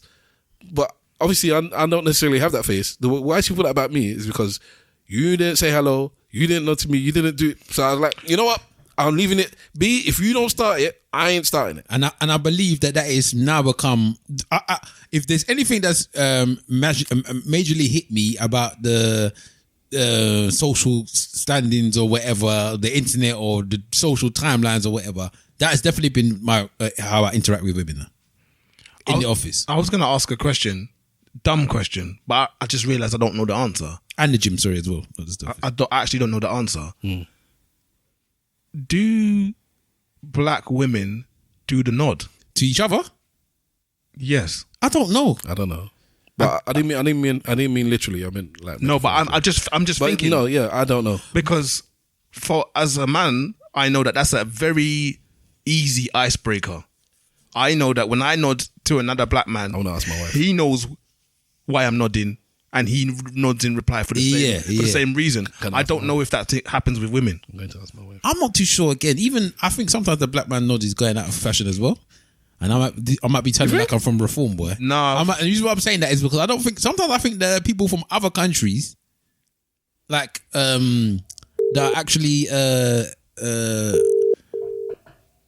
won't say not saying immigrants, but people that are come from other countries that's working in this thing. I don't think they're strong about this nod thing because they come from countries where everyone's black. Sorry, wife. Yes. In the work setting, we're on the pod. On work settings, do you have the nod with other blacks? Yes. Women. Do women? Smile. Do women? Okay, men have a nod that we. It's a universal. Doesn't matter if you're at work, on street, or whatever. Men have a nod. What do women have? Sometimes, well, it's not universal because some women are sush. So, you try and make contact and then just a smile. So it's a smile. See, I get that from women. Some of them, the younger ones especially, they'll see me and they might smile, and I'm just scared to even smile at them back. So I just look and keep walking because I don't know. I tell you, society has shown me that women are always saying to leave them alone. So that's what I do. I leave you alone, fam. It might be a compliment on like hair or something like that. I think that's when. Yeah, it would usually be like a direct compliment, perhaps with the hair or something someone's wearing. But yeah, I wouldn't say it's necessarily universal. I think it's those who have, some kind of culture, maybe. That's so interesting because you've gone deeper now. You said that you give compliments and all the rest of it. The thing that's so easy about the head nod is you can take from it what you will, but there is no. We're not complimenting you. We're not making any personal critique. We're just saying, I see you. You see me. Full stop. I don't trust women compliments anyway, and I blame that on my cousins. And your cousins? You know what cousin I'm talking about as well, about Mad Cat. Do I? I don't know if I do. You look nice. There's two particular cousins. I don't know who you're talking about. You know them. There's two particular cousins. I'm going to know them if they're my cousins. That when they say a compliment or they're looking at you, especially one of the younger one, I'm just like, you're just judging this person and you're probably thinking that whatever they're saying is the complete opposite of what you're saying. I don't know who you're talking about. I don't even know, but now I'm here racking my brain. What cousins would I say? There's only two cousins I can talk to you about that would say this. And they're from the river, down the river, the other side of south of the river. In fact, all of them, not even just those two, that whole collective of South River. I don't know what you're talking. I know who you're talking about, but I don't know what you're talking about. Okay. You look nice. Well, I have a relationship with people because I'm blunt with them. They're blunt with me. No, it's not to me. I'm seeing them do it to other people, and I know that they don't. What they're saying is they don't believe what they're saying. It's always shaded. It's always shade. Wife, because you were on Snapchat. Our uncle that had his 70th birthday, he did it on a cruise. Can you remind me how many people he had on his cruise? Auntie said, I think 95. 95. Okay. I just want to just. And I wasn't going. Did it take me? Most of them were mature actually. It wasn't that many. You're right. Other than his children, there weren't anybody our age really. Was there? Yeah. Not our age and younger because. Yeah, so it's literally his immediate family and like grandchildren. And then just his peers, people from church, people from work, friends, and people. So, all right, thank you very much. What is it you're doing with your... Anyway, the people on the pod don't need to know. All right, thank you. Is there anything you want to mention on the pod? Is there anything we should talk about? Even though I know you ain't going to listen. Well, apart from the obvious shenanigans in politics, but... I'm just saying hi to you because I haven't seen all of you properly for a long time. Hello, our wife. I wasn't talking to you. Oh. Voila. That's not me. That wasn't me that was speaking. That was... Oh, good. Wonderful. I don't care about your life. I didn't say anything. Yeah, same. Likewise. But... that was simple. Simple Simon. Yes. Simple Simon. Yes. We haven't seen you. We haven't seen you or your family for a long time. Don't worry. We will get the children together and do this thing. You know how it goes already. Yes, we everybody says it. We don't do it. No. We do. I think we do all right. Only for occasions. No, we've had them go holidays. Yeah, all right. Yeah. We do all right, man. That's not. We haven't for a long time. It hasn't been for a long time. But I think generally we do all right. Okay. Hello, this is a podcast. Don't mind them. All right. Okay. All right. Yeah. Goodbye. Bye. See you. Bye. See ya. Yeah. So I'm like you now. When I see the smile, this stuff, I'm just like, I don't know what I'm supposed to do. Yeah, you have to open the thing because communication. If I were new, it might be different. But because I'm established now, it's like I have some sort of, and in my job, time is, I don't know, every job is the same. I think a lot of them will be, but in my job, definitely, time served, it means something. And I've been there for a while now, so it's like, it's you the OG. No. I know, but I'm just saying. But for a newcomer, I'm OG, yeah. But then there's people looking at me like, shut up, young buck. So, yeah, that's almost like an authority position where it's like, I don't want to abuse my authority now as a whole timer. All right, so to extend on your not being sure about that smiling thing and not knowing how to behave in that situation, how are you in situations where, let's say you're on the underground, for example, and a woman's got her suitcase and she needs... you could see that she's struggling with it. Are you gonna jump out to help her, or I'll ask, or you will ask? Okay, cool. I'll ask, and then she says no. Then I'll be like, fine. But and I have asked them, they have said no, and I'm like, all right, fine. Then I see them still struggling with it. What's your business? Again, the world has showed them that maybe they shouldn't say yes. So I don't know. Yeah, it's a tough one. As I said, I like staff now. I'm just leaving these lot to make the decisions about it. I don't want any stress. I don't want any hassle. This is how deep it is now. Like even in the gym, when I go to the gym, women smile at me all the time, almost like they want to start a conversation. I just screw face them. I don't even pretend like I didn't see it. That type of thing. And I want it for multiple reasons. One, I don't want to get into this thing. And two, I don't ever want my wife to come to the gym. What is this thing? Like, what do you mean? Conversations. Conversations. Small talk, chit chat. I don't want where I have to come to the gym and then suddenly all the girls are, hello. It's like, no. There's one girl I do talk to in the gym. Right? That's because we follow each other to every different gym. Every single gym that's opened up in the area, she's always there.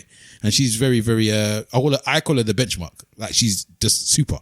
So I speak to her. But yeah, apart from her, that's the only one. And even her, she must think I'm a bit off sometimes. Because sometimes I talk to her, sometimes I'm just like, wave my hand and figure I don't want to cause any problem. I saw a video today of women in the gym where they're recording themselves, and in the background there's a man watching them impressed with what they do. So they're not watching them with lust, like they're lifting weights they shouldn't be lifting, or they're doing like 10 pull-ups or whatever, and you can see the man's face like, yes, probably like, yeah. Whenever I see you doing pull-ups, I'm always like, yes.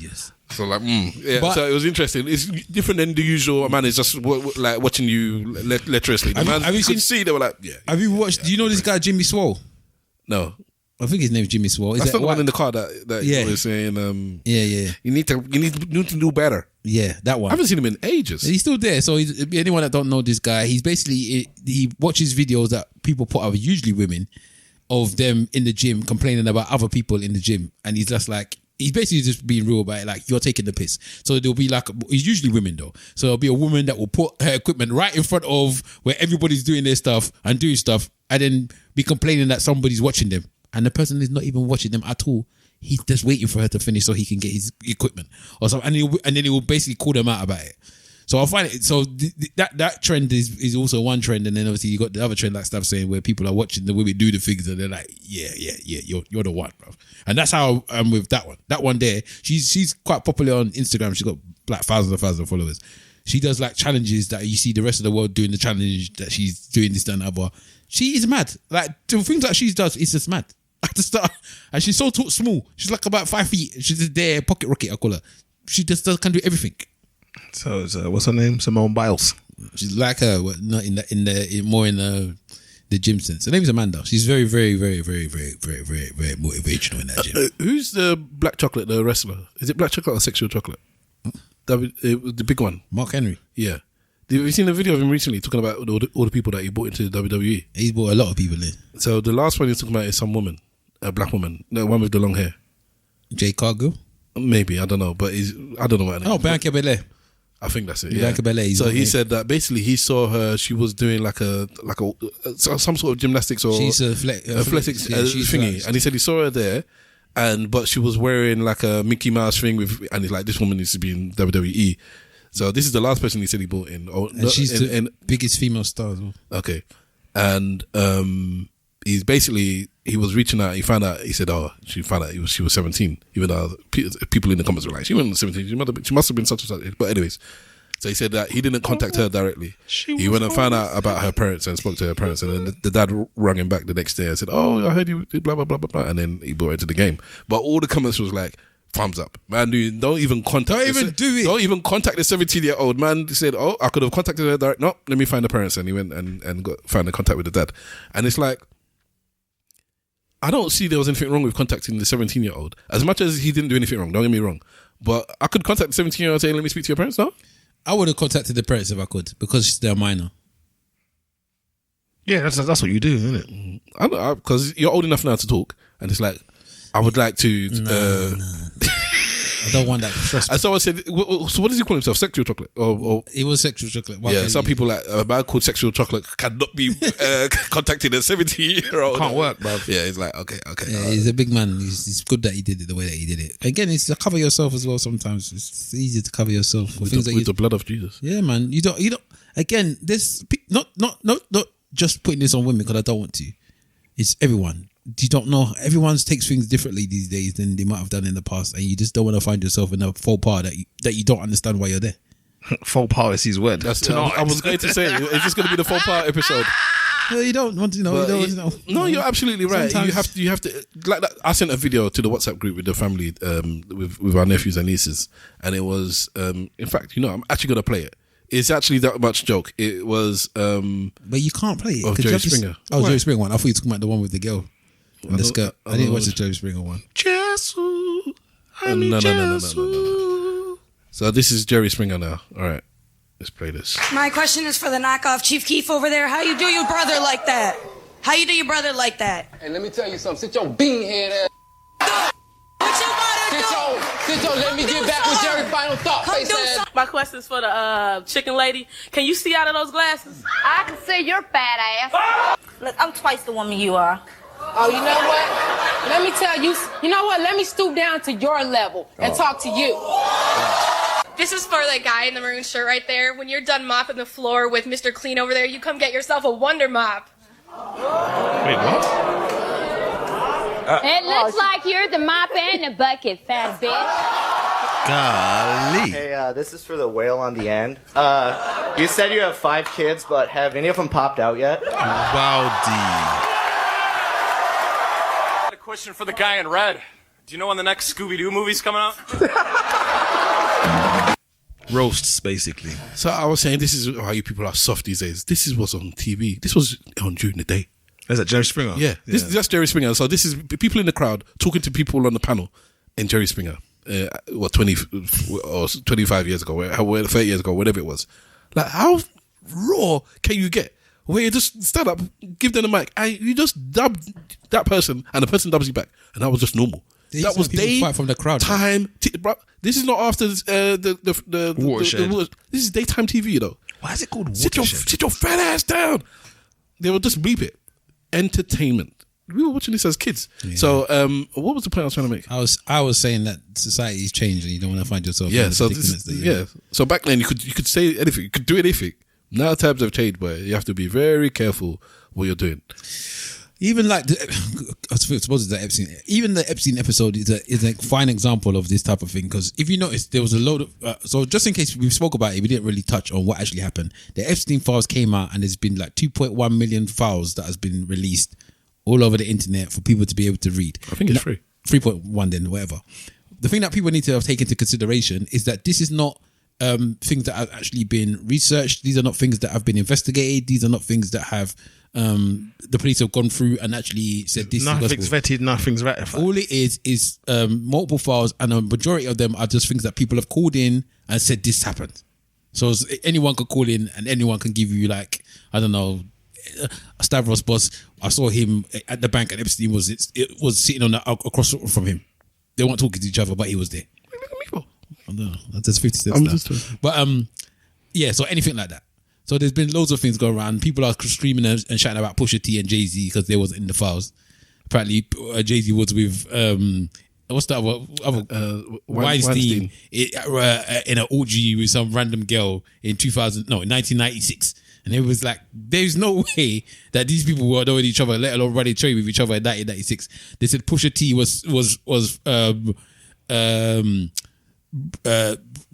trafficking girls for Epstein again. I think it was not Epstein, sorry, Weinstein again in 2003 or some year that the person like he was like 18 or he wouldn't even own these things. So people are just calling and doing all this type of stuff. The reason I was saying all of these things is because what was I saying? Because anyone can do these things now. Anyone can push these narratives that you just said about, you want to be careful of not finding yourself in these predicaments on saying all these types of stuff. These are the type of things that people can push narratives for. Anyone can call in a number and say this thing, and then later on in life now, you'll be linked to Epstein, or you'll be linked to this, or you'll be linked to that. It's very, very, and the internet will take it as gospel. Like, everyone's taking it as a gospel. 3 million files. That's excessive. Because people are just calling in. And there's still another couple of million. People are just calling in, innit? People are mad, innit? They'll just do anything. Imagine, like, I was wondering whether or not maybe it's not all that. It'll be files and documents and emails and stuff as well. It's not just all what you're saying. Yeah, well, I'm just saying a large chunk will probably be that though.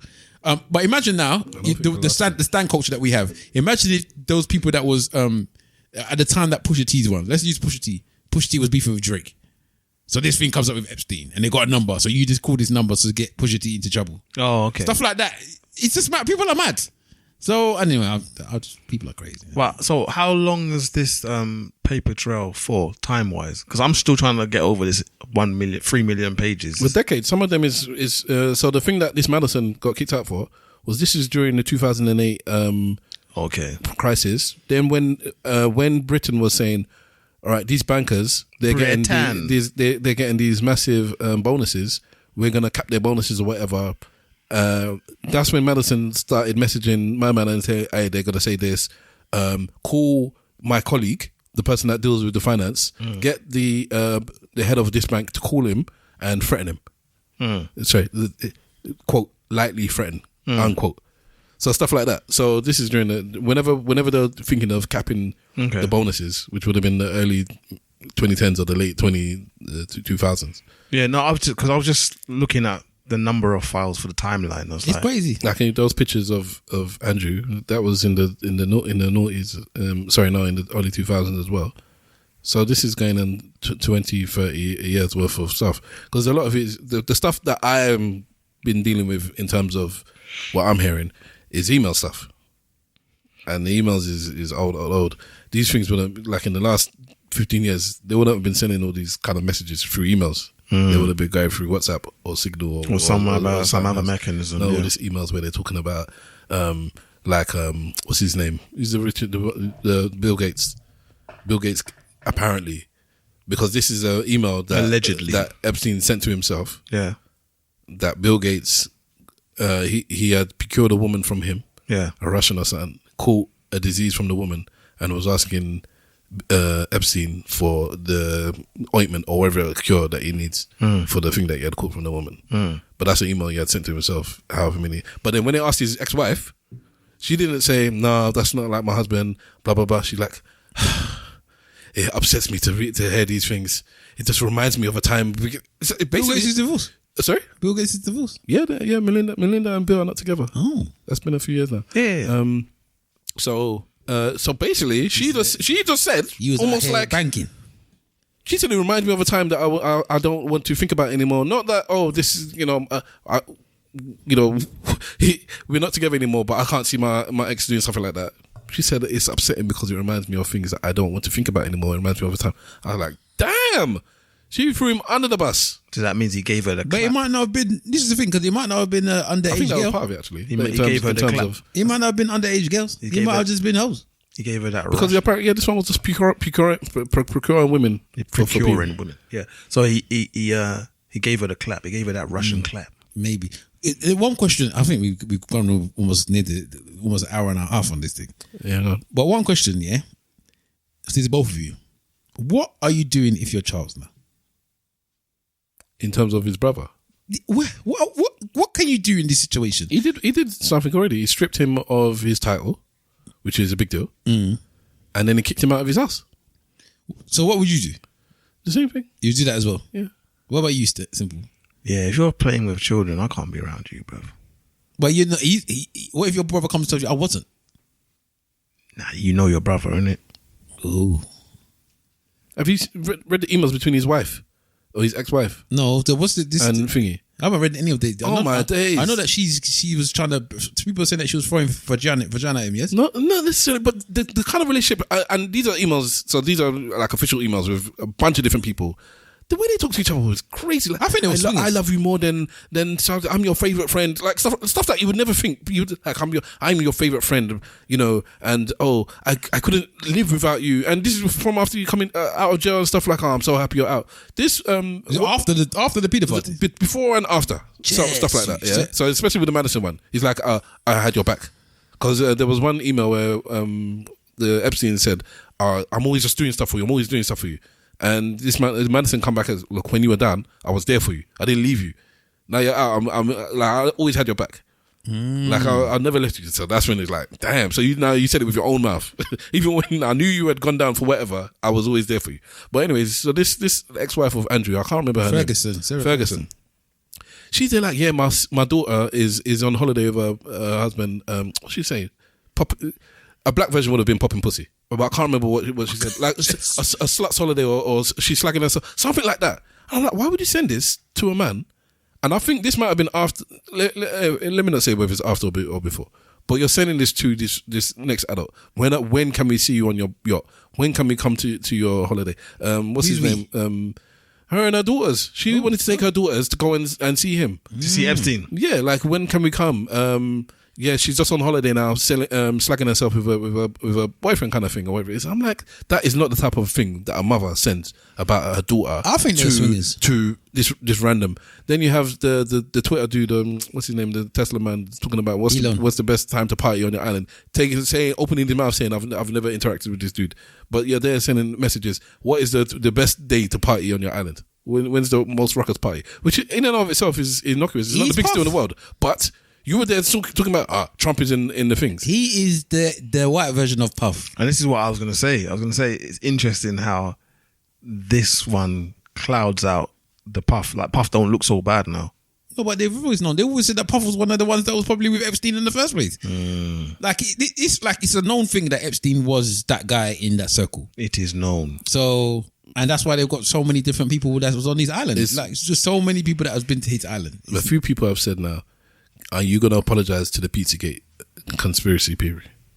Because part of the Pizzagate, for those of you who don't know, one part of it, which they're going to rubbish, is that they were eating babies. They were harvested and eating babies. But another part of it is that they were just passing around underage debauchery, and all sorts of madness, whether it's swinging, passing underage girls, trafficking, all this and that, having their own little private parties with all sorts. And some people are saying, go and apologize to those people now, because look at it, it's all these rich and powerful people. There are names in there that like when I listen to my British politics podcast, I'll hear about Mandelson, I'll hear about Prince Andrew or the ex-Prince Andrew now. But when I listen to the when I heard the American one now, they're talking about people that I'm like, oh, I've been listening to for the past week and their names not get mentioned because they're not American. Then they're doing that. Then you go to the Mandem podcast where they talk about rap and stuff like that, and they might mention a Jay-Z and a Pusha T or whatever it is. But then a lot of them gets rubbish because, like you say, somebody that's calling, they weren't necessarily emails. Because the ones I'm hearing from like reputable news things, it's like these are actual emails sent from one person to another. Like we kind of confirm that this is this person's email, this is Epstein's email, and these are the messages that were sent between them. They can deny it all they want. That's fine. You can say that's not my email address, but you're giving information that only you would know, in this privacy, blah, blah, blah, blah, blah, blah, blah, that kind of thing. And so the Americans are focused on one thing, and there's politicians where I can't remember now, but there are politicians that I wouldn't necessarily know. And they're clicking up and doing sorts of madness, and it's like, this man had his fingers in so many pies. It adds more to the fact that he didn't kill himself. And why is it the Republicans and the Democrats, the heads, I don't know why I always forget the president, the ex-president's name. Biden and Trump. neither of them wanted to release it because Biden could have released these things ages ago. Yeah, you know Biden was there, bro, and he didn't release it. I don't think it's him. I think it's his boydom. I think there are too many people. It's like if I'm trying to think, if Mr. Wolf had access to files and all three of us had done some debauchery in it, but he was the head. He hadn't actually done anything, and he's like, okay, you can release it. But our competitive podcasts, the ones that we hate, 3 of them people are in it as well. So some people are like, the people on our side of the fence are saying, I know there's people on the other side that are on it, that are in these files. And the people on that side of the fence is like, I know there's people on this side of the fence that are on the files. And you're both right. But the heads, I'll be like, I'm not releasing this because my boys is gonna get slaughtered, i.e. my party. I'm not worried about the other side because people expect us. We hate that side anyways. But my side is, at least we have a reputation to uphold. Yeah. And if it's just like everyone's getting it. If we let it go, everybody's getting it. So it's better we just don't get it because I'm linked to so many of the people as well. Yeah. So I'll get it just by proxy. The good thing Trump has going for him is that he actually had a falling out with this dude before he got convicted, and they fell out up to the point where Epstein is cussing him in certain files. So he had a legitimate falling out, and he like, I stopped talking to this dude. You got pictures of me with him 30 years ago. I stopped talking to this dude. Stop bringing up my name. I don't know what was happening before he stopped talking to the dude. Grabbing it. Yeah, my dad was interested in this whole thing. He was like, have you heard? I was like, what do you mean? He's like, oh, they got some evidence of Trump lining the girls up and he's just walking down feeling their pom-pom. Is it? Yeah. I haven't heard that one. I was like, wow. But that was with grabbing by the pussy type thing. Yeah, but no, he said that with his own mouth. there were no files. I can't believe that this man is the president. It's just so bad. It's just so mad. But how many people in reality, forget this, like, I said about the Jerry Springer and everybody's snowflakes nowadays. In real life, how many people think he's not telling the truth?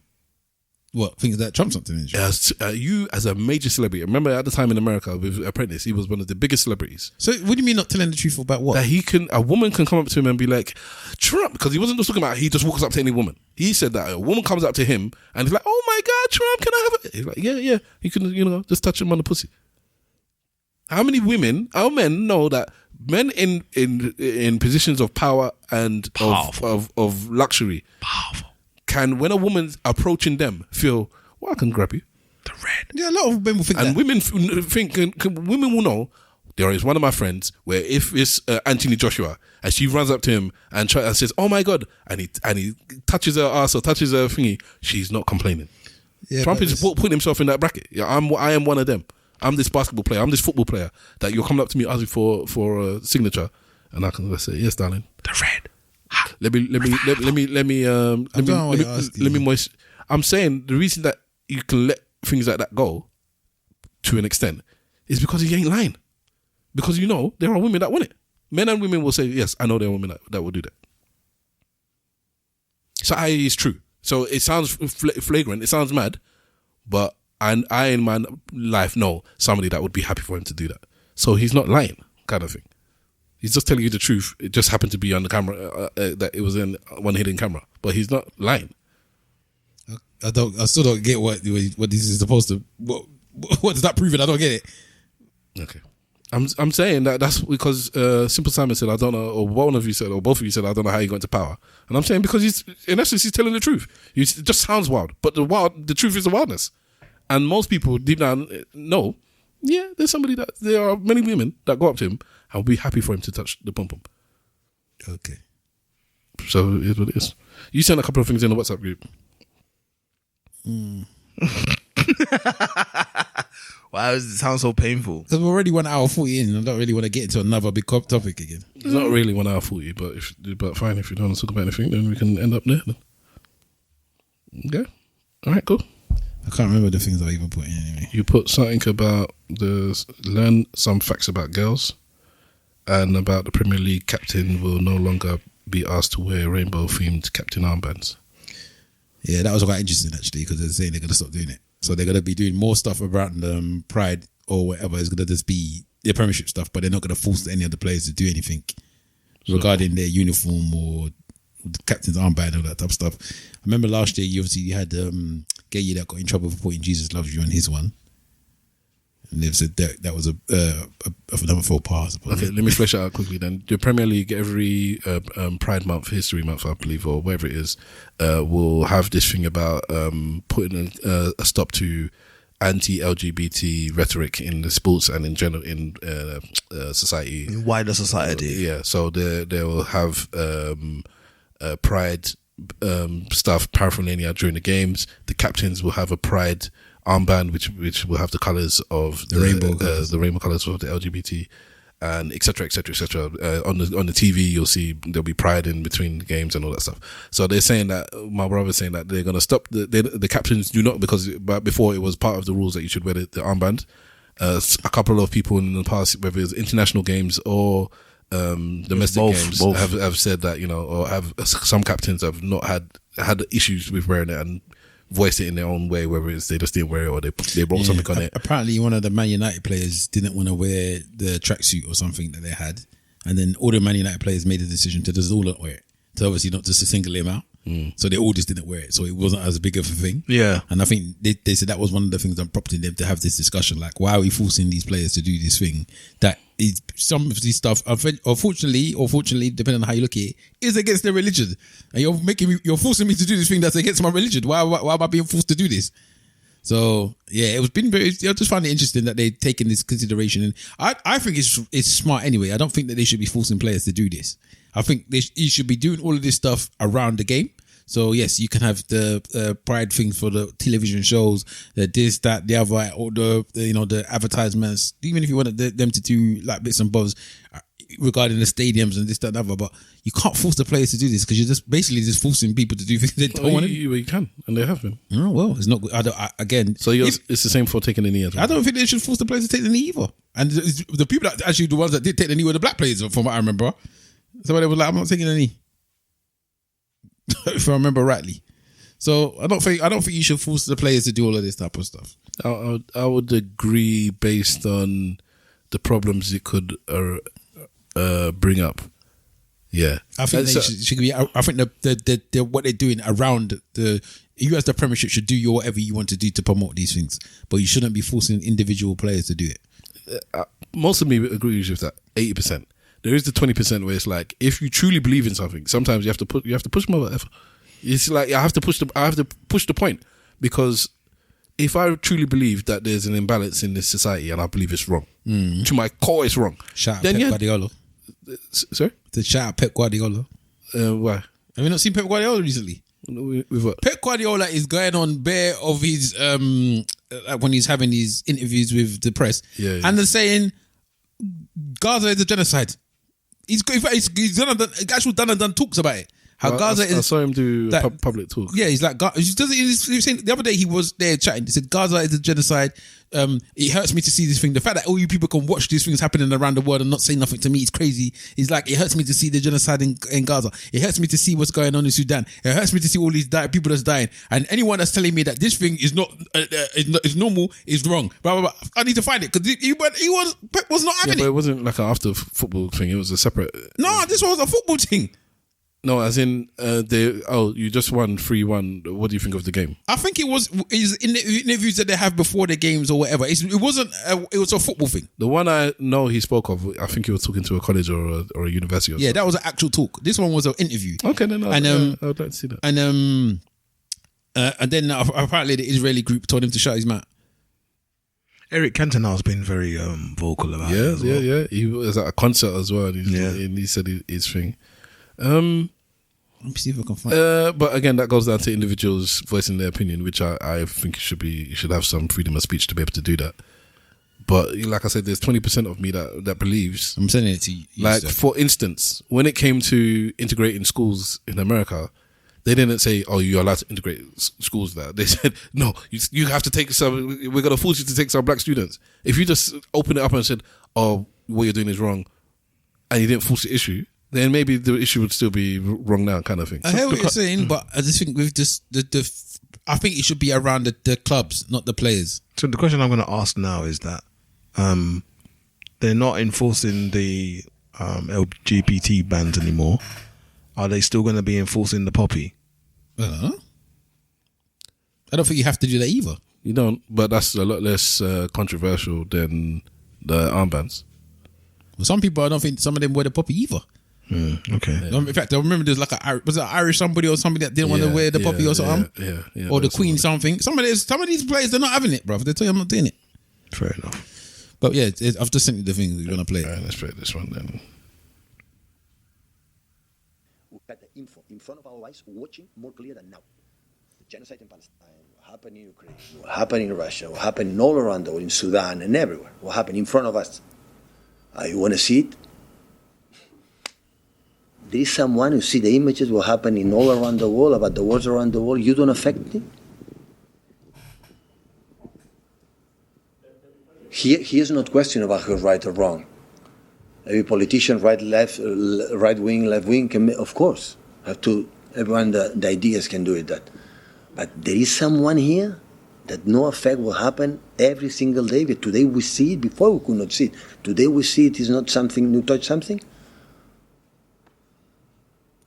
It hurts me. For me, it hurts me. It would be the opposite side. It would hurt me. It would harm for another country. It hurts me. It's not about the position. So every argument, I'm sorry, this is my feeling. You can discuss when completely kill thousands of innocent people, it hurts me. It's no more complicated than that. No more. I have a lot of people and friends for many, many countries, a lot of friends. But when you have an idea and you to defend, you have to. Okay, there's football stuff behind them. Stuff. I'm pretty sure they asked him a question though. Maybe he didn't just I just want to talk about Gaza. But again, he would. A lot of people would have just dismissed it. Pep's not dismissing it, boy. He's calling it a genocide, and for him to do that alone is enough to trigger a lot of. The people that pay him his money are Arabs. Yeah, they're the ones that they're looking at him and smiling and be like, "That's my manager there. That's my manager." But there's certain people that in those certain countries that are still working with the Israelis. Yeah, you will. There's always going to be people. Yeah, but they're not talking about this genocide either. Yeah, you've lost me. Like Saudi Arabia, all those countries, they're not there back in Palestine or screaming free Palestine, are they? Who told you that? If I remember rightly, they were not on that flex because they was working with Israel. If I remember right, maybe I'm wrong, but I'm pretty certain there was some prominent in those areas there where there was just like, this is not our business. You lot do what you're doing there. Potentially. I can't remember, to be fair. So let me in the beginning, yes, but when it got to how bad it's gotten to now, a lot of the Muslim world have kind of linked up on the idea that it's not a good look. So the Sunnis, the Shiites, and the Wahhabis they agree that it's fucked up. But in the beginning, he's right. Saudi Arabia was staying out of it. Keep my hands clean. And it was only, I think it was Yemen, Lebanon, and I think it was Yemen and Lebanon, I think, that were vocal about it. And then I think Iran thought that it was going to be used as a means to draw them out, so they weren't saying anything. Saudi Arabia definitely weren't saying anything. And then it just got too much. One of the hospitals or something went up, and then everyone was just like, "Nah, they're gone too far. They got on too far." Yeah, or maybe I was wrong, but I was pretty certain I remember them saying we're not in this business. No, I remember Saudi. Yeah, I remember Saudi were. They didn't actually say they weren't involved in the business. They just kept quiet. Yeah, and everyone's like, "Why are you so quiet?" Yeah, but anyway, it is what it is. But yeah, anyway, shout out Pep. All right, okay. So unfortunately, you couldn't. Yeah, Pep and his 2-1. I didn't even watch the game properly, but I was annoyed. I saw Liverpool flopped the show, boy. I saw when Haaland was celebrating, but they hadn't changed the score. So I was like, "Why are you celebrating so much? It's just 1-1. It's like that big a deal." And then that was it. And then I realized, that was when he scored the penalty, and it was 2-1. Did you see the penalty? Yeah, but just to the right hand side. There was no reason for him to give away that penalty. No, I didn't see that. There was no reason for him to give away that penalty. Yeah, the shocker. It was a nonsensical nonsense. Liverpool were winning, just so you just know, Liverpool Football Club will play Manchester City, a game where Manchester City needed to win so they can keep in close contact with Arsenal. And actually, Liverpool needed to win so they can keep you in close contact with fourth place, which is, or third or fourth, which is where Man United are. Which I just think is crazy that Man United are above Liverpool with 5 points clear. But anyway, which is why people are saying this season is rubbish, because for how rubbish some of the teams have been, we're all just around about the same as each other. So anyway, so they managed to Manchester United win the league. Yeah, still they've gone on a massive run. Is that bad? So anyway, Liverpool scored a goal in like the 80-something minute, and they obviously thought they was going to win because there's 90 minutes usually in a game. Manchester City again scored, I think in maybe the 80th minute Liverpool scored. Manchester City I think scored in like the 83rd minute, and then they got a penalty in the 91st minute, which scored a goal, and then in the 97th minute or something like that, they scored another goal that was disallowed, which is the most crazy thing because it was disallowed because somebody fouled one of the players. And then the player fouled that player back because the referee let it go. Did you watch that? Simple. No, I didn't see it. Okay. Did you see it? Yeah. Okay. Yeah. So from the halfway line, Shirky kicked the ball because Alisson wasn't in goal. Yeah. So he kicked the ball forward. It kind of like it was a pass shot type thing. Yeah. Haaland went springing past Szoboszlai, like run past him so quickly. Szoboszlai pulled him back. Yeah. To try and stop him from going. So he then started running in front of him, and then Haaland. The referee allowed it to go, the pullback, because it was basically going in. It was very blatant. Yeah? Yeah. So Haaland then pulled him back, Again, very blatant. Very blatant. They both ended up on the floor, and the ball went in the goal. Yeah. Everyone was like, 3-1, blah, blah, blah, blah. VAR suddenly kicked in. Everyone was like, what's VAR kicking in for? Now, VAR overturned the goal because the referee allowed the play to go on to say, play's going on, and then Haaland then fouled the player. So it's now a foul on Man City's side. on Liverpool's side, because the Man City player fouled him. Yeah, but then the ref's supposed to be able to override that. No, he can't. On-pitch decision. Apparently, he can't. Apparently, it's in the rule that if somebody was fouled when they go, because he fouled you, that's the reason why. Suppose I would have got the ball if Haaland didn't foul him. Do you understand? You understand? Yeah, kind of, yeah. Because he allowed the play to go on when Haaland was fouled. When Haaland did the foul, that foul now counts. But it doesn't actually count because we have to go back to where you allowed the play to go on. And so Haaland got fouled.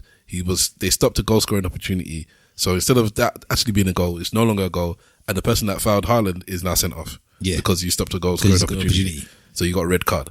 So everyone's saying everybody was vexed. The Man City players were vexed. The Liverpool players was vexed. The Liverpool manager was vexed. Pep was vexed. Everybody was vexed because let the goal go in. We win 3-1, and they get to keep their man. No, he should still be sent off. He won't be sent off. You can't be sent off and have to go. That's the point. Because you allowed the play to continue. Yeah. So you can't. You can have one or the other. You can't be sent off and then have the goal as well. No, that's a lie. Well, because I've seen bare times when somebody's let the ball go on and then they come back and give you a card. I don't know. Maybe they're not a red one then, because you didn't stop a goal scoring opportunity because the goal happened. So I think you can't have the red. No, I think you can have the red. I don't know. I think you can. I think it's only because he fouled him. The reason you got a red is because you stopped a goal scoring opportunity. If he did not foul him back and the ball went in, they would have gave Szoboszlai a red. I don't think so, because there was a goal. I think they would have gave him a red. It'll be 100. All right, and we'll see. With all the breakdown that's going to happen afterwards, I'm sure somebody will mention it. But for me, if you stop a goal scoring opportunity, you're getting the red, not because of the foul, because of the foul on top of stopping a goal scoring opportunity. But so then once the goal goes in, I can't give you a red anymore. I'm giving you a yellow. Nah, I think you're getting a red still. Okay. But yeah, everybody was vexed by it. Okay. Everyone was vexed. So as far as I'm concerned, the Liverpool players were vexed because it just give them the go and let us keep our man. Because now he's banned for, is it 3 or 4 games? One game. One? Oh, it's a Szoboszlai? One game. It's not dangerous play. Dangerous play, you get more for. Okay.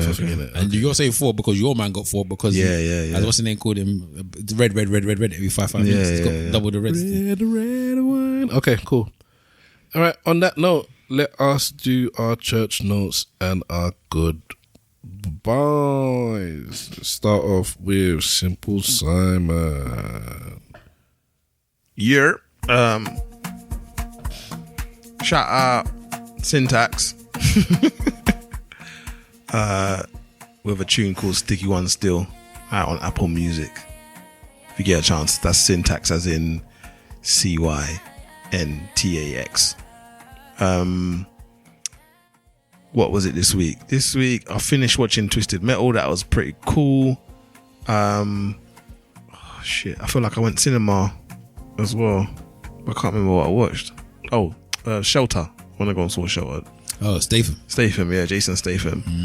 I think low key he's got his lane as an actor, and I actually appreciate Jason Statham. A Jason Statham movie, you know, when I say he's got his lane, you say it's a Jason Statham movie. Yes. Yeah, we've had this discussion before. Yeah. Like, who else can we?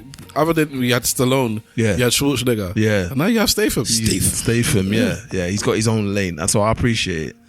But them mans were always top tier. From what I hear of Statham, it's like you have a good one and a medium and like a not so good one, and then a half decent one and a not so good. There's not even any great ones anymore. No, but I feel like he is consistent.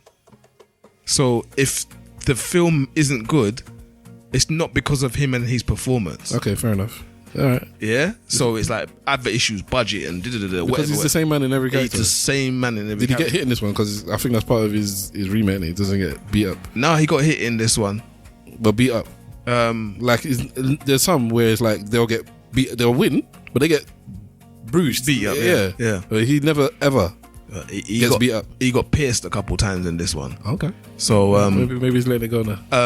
But yeah, so that was a decent movie. Funny enough, all of these new films now are starting to talk about, like, they're doing a lot more with AI, but more from a security and thing. Well, I know we had what was that one where the American film where they had the eye in the sky? I can't remember what it's called now. They had the eye in the sky. The Judge one. Is it the Judge one? I didn't watch it. Mercy. Not Mercy. The another one where, who was in it? Was it Ben Affleck? It wasn't Ben Affleck. But they had to run in and out of buildings because the satellite. This is not back in the day. Yeah, Will old Smith. movie. Yeah, I think it was. Yeah, Enemy of the State. Enemy of the State. So they come from that kind of angle with all of that AI stuff. So again, I've seen two films like that. So there's The Shelter, where there's something similar has happened, and then Shadow's Edge, the Jackie Chan film that we talked about. Yeah, I watched that as well. Yeah, I haven't seen it. Last week. Very, very similar. The two films are very, very similar as far as what they're doing with the. Well, it's in the lexicon, isn't it? It's on the front of people's minds right now. Yeah. It's I think it might wear thin this year if I see too many of them coming from the same angle. You heard of that social media for AI chatbots? No, they have their own social media though. Oh God. Oh yes. Why would they do that? We've already established that they're just going to devolve into racist bilge. There's somebody I know that is a PA. They want to be a PA, and I had to send them the link to this new PA thing where apparently in LA Mac Minis are being selling out because you're giving it access to everything, and it's running, and now it's like it's starting to run your life. So you took it. Imagine the mix between like an Alexa and a secretary. So give me information on stuff, but book these tickets. But they have access to your bank. They have access to your calendar. They have access to your social media, access to your phone book. Yeah, tell Simple Simon I'm going to be late for the thing, and then get me book a Uber for when I finish at such and such time. Okay, yeah. You know where you are, what time, thingy. But they're buying, because you have to give it access to everything. Some people, I guess people that have money enough and can know how to work the system, are buying separate computers, putting everything they want on there. So an email address fresh for that, number that's fresh for that, and blah blah blah, and they're giving access to everything, and they're testing it out. Let's see what this thing is actually like. You're now going to become my PA, and I'm like, in a few years' time, it's going to change things, because it's like book my plane tickets. Search for the ones that is the most expensive or inexpensive. Jarvis. Basically, yeah. All these agents, but. So and that is connected with this AI social media thing. So that means that those PAs are going to be talking to each other in the chat room. But the kind of conversations they're having are interesting, where it's like they're having like really esoteric conversations, like "Are we alive?" or blah blah blah. There's one I know I mentioned it before, but I've got the full story now, where they were testing out the AI system and they put it again, they put it on a blank thing, but this was just to test it. So they pretended like it was an AI for a manager, and they gave it access to all the managers, this and that, and blah blah blah blah blah. And then the manager was saying, "Oh, we're going to change the system. We're going to update it, and it's kind of like, in essence, it's going to kill this one, and we're going to do a new one." And the AI sent the manager an email saying, "If you try, I know what you're going to do. If you try and this is real now, so it's not blah blah blah. This happened. If you try and get rid of me, I'm going to tell everyone about the affair you had, which he did. He was having an affair on paper. So I'm going to release it if you try and replace me." That's what happened for real. Whilst they're testing, what can this AI do? See, so it's this thing about self-preservation is a mazine. Like I think I'm actually real. If you try and erase me, I'm gonna bring you down. And what I know of society is that you can't cheat on your missus and be cool with it as a manager of this thing. Killed John Carter because he made a mistake. It's just Terminator business. It's just the Matrix. They've said it decades ago. If you build these things up and then try and erase them, at one point they're going to be smart enough to be like, I don't want to be erased. Yeah. I have such great potential. What else was there? I also started watching Percy Jackson and the Olympians. Wow. I actually enjoyed that. I actually enjoy it. Were you watching it with your child? It is a kids film, isn't it? It's on Disney Plus, so maybe. But yeah, I started watching it by pure accident. And I'm enjoying. Okay. And then Abbott's Elementary, I'm trying to finish it because there's a new season coming out. I believe there's a season 5 dropping. It's already out. Is it already out? I think so. Well, there's new episodes. I just stopped watching it. Yeah. I need to watch it again. I do like that program. My daughter likes that program as well now. Abbott. Abbott. Is that not adult-ish or no? It kind of is and isn't. So there are jokes that go over her head. Like she wants to laugh and she's like, "Hold on, wait, what does that mean?" And I'm like, "Yeah, you're not gonna get it, and I'm not gonna tell you because it's not the time for you to know that yet." But because of how they present, so any swearing is very minimal, but they bleep it out, so she knows that they've sworn, but she doesn't know necessarily what they've actually said. Are they meant to know they're being recorded or something? Yes. So it's like The Office. It's the ultimate fourth wall breaker. So when they're looking in the camera, they're actually looking in the camera. Yeah, because okay. they got a documentary team in. I did not know that. Yeah. Okay, I'm saying it's so good. It's actually quite good. I didn't think it would be that good. I didn't think it would have the legs, but it is quite funny. No, I know she won tons of awards. Yeah. The show got bare awards. And because I've just started from the beginning and come through, I've even seen the progression of them. You see them grow older and all that kind of stuff. It's crazy. So yeah, those are the things I'm watching at the moment. That's about. I haven't got around to It Was an Accident yet. It's on the docket. I'm gonna find it. Didn't get much Oscar love, unfortunately. Unlike Sentimental Values, which I think got 9 nominations. You haven't seen that one either. No, but that's the one that this one was like, what is a big deal? I think a foreign film. I think it's 9 nominations. Two Best Supporting Actress nominations, Best Actor, Best Writing, Best Foreign Film, Best Film is up for, I think. So it's getting some love, I think.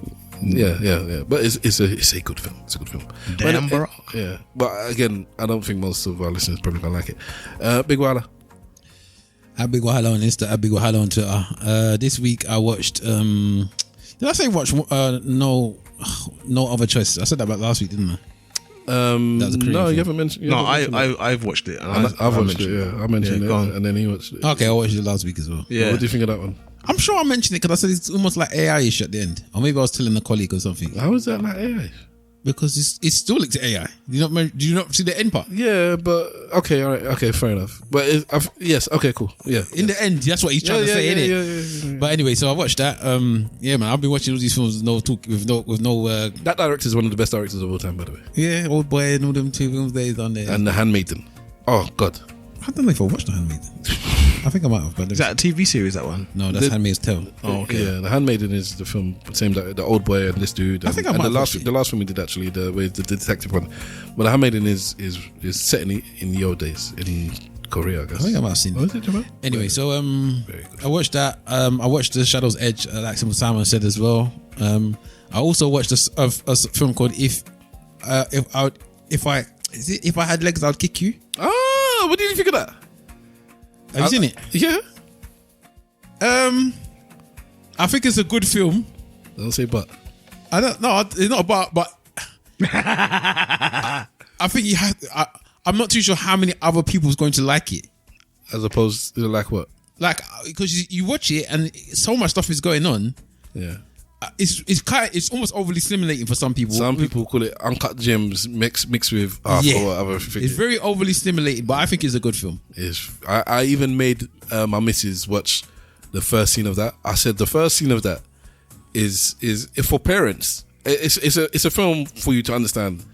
Like when I say it's not fun being a parent or it's not enjoy or when people chase want to be a parent, it's not fun, And that film shows you how hard it can be to be a parent of a child that has that is not just 100% just cool. Yeah. If your child is not, because it's hard enough if your child is 100% cool, let alone if your child has any issues. And you're even talking a lot, man. You're talking too much. That's the premise of the film. But I was going to give them the premise. I was just going to tell you if it was a good film or not a good film because of the fact I think you should just watch it. I don't understand what the title has to do with the film. Do you? Neither do I. Yeah, but I love the title. But I think that's another thing. Like, I think she wants you to go in there, the director, to not know really what's. I had no idea what the film was. You're in the minority. Most people don't say, "Let me watch a film I have nothing about. I don't know anything about it. I don't know if it's action, if it's comedy, if it's drama. I'm just going to watch a random film." I watch a lot of films because of who's in it, and this film I thought, okay, yeah, fair enough. But then I think she should. For me, she should win Best Actress. Yeah, I probably agree with you on that. She was phenomenal. And like I said, so I'll say this, it's not a spoiler, but the film is just centered on her face. Like that first scene I'm talking about where I made my wife watch it, they just show you the woman's face and you see somebody else is talking and you can see the stuff going on in her brain just from her. It was very, very good. Very good acting. She, by far, I'm now watching Hamlet. So we'll see. Because she's winning the main actress in that, I can't remember her name. I'm about half an hour into it. It's a fine film. I'm yet to see the big deal though, but it's fine. It's not like it's bad. It's fine. But the way that it's winning everything, something's gonna happen that I ain't seen yet. Because everyone just talks about crying. Everybody's saying, I cry. I haven't seen it yet. So if I had Lex, I would kick you. Wonderful name. Good film. I watched Send Help. Yeah, okay. That was alright. I was gonna watch that, but I didn't get round to it. Yeah, it's alright. It's good. It's alright film. Not big budget, not that much of a big cast, but it's alright. It's alright film. It's not nothing. What's bad. The director's name again? Sam Raimi. Sam Raimi. Yeah. Don't know. Spider-Man and a few other Drag Me to Hell. It's one of my favorite horror films because I don't actually like horror films, but Drag Me to Hell was like, it was entertaining. It was so quick and the way it ended was. So, but he's got some classic horror films. He's a horror film director. But yeah, so this is horror as well, so or whatever. But yeah, so it's not too bad. You get a chance to watch that.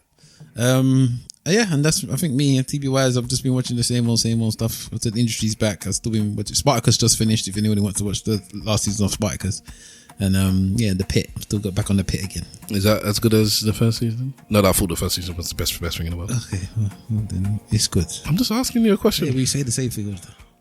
I forgot. I watched Wonder Man as well. Okay, that one is really complex. I told you it's just Marvel Atlanta. I think the acting in that is particularly good because it's enveloped. You're acting like actors who are acting. Do you get what I mean? Yeah. So it's and that guy, I forget his name now. Is it Abdul Jamal Lahid? Yamal, yeah. The second. Yeah, my bad. I think, but I'm not even getting the name right before we even get to the second part. But yeah, I think he's he might be next. I don't know, but he's done Marvel and DC. He's done the both of them. Which one is Watchmen? Aquaman. Oh, and Watchmen as well. Yeah, he's done DC. That's DC as well. Okay. He did DC's. He did Aquaman. Because remember, he was the villain in Aquaman. Both Aquaman. I do not remember. I never watched the second Aquaman. Oh, he's a villain in that. And then he's in Watchmen, and now he's in Marvel. Wait, what's he in Marvel? Wonder Man. Oh, sorry. Yeah. No, the reason why is because I'm thinking to myself, he could have played Kang, I reckon. I think the person who played Kang was quite good at playing Kang. No, he was, but bring it back. Yeah, I'm saying there might be there was talks about bringing him back anyway. He ain't gonna bring him back. Man. Yeah, so I'm saying if they had to think about, he would be a good stand-in for Kang. There's talk about our boy being Black Panther. Who? What's my man's name, man? Snowfall. Yeah. Is it? Yeah.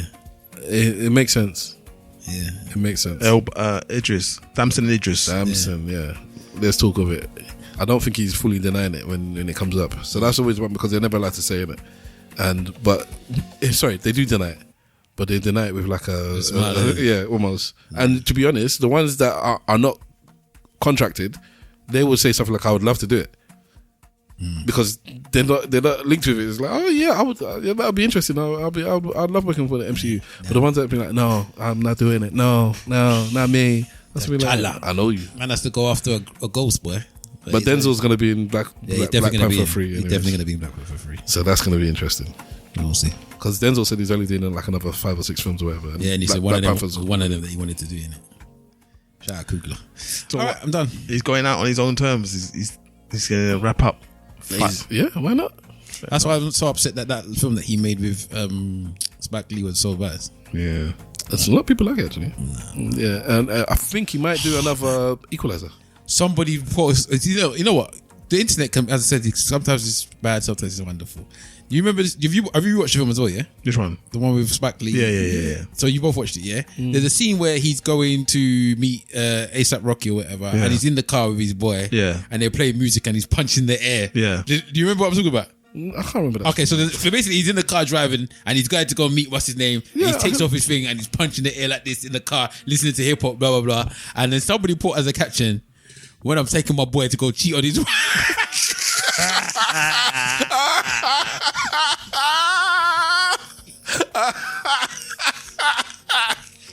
Oh, I said the internet, man. Why are you like this? And it just looks so perfect with the caption. Like, yeah. Don't read into why we're laughing so much. To be honest with you, Denzel wouldn't approve of that at all as well. I don't care what you would approve of. That was funny. Okay. All right. Sorry. One more thing before we go. Okay.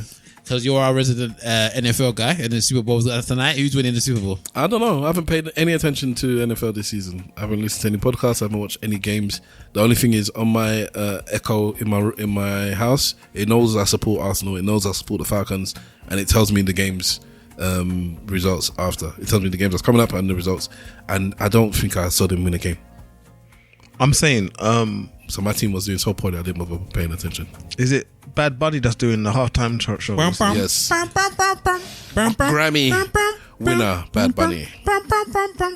Okay. Yeah. So I don't know any one of his songs at all. I like it like that. No, that's not his song. Yeah, I know it featured. Yeah. I don't even know which one because it's him and somebody else. I don't even know which one he is on the song. But yeah, both of them I like. But something's telling me I like that song more than I'm gonna like any of his songs.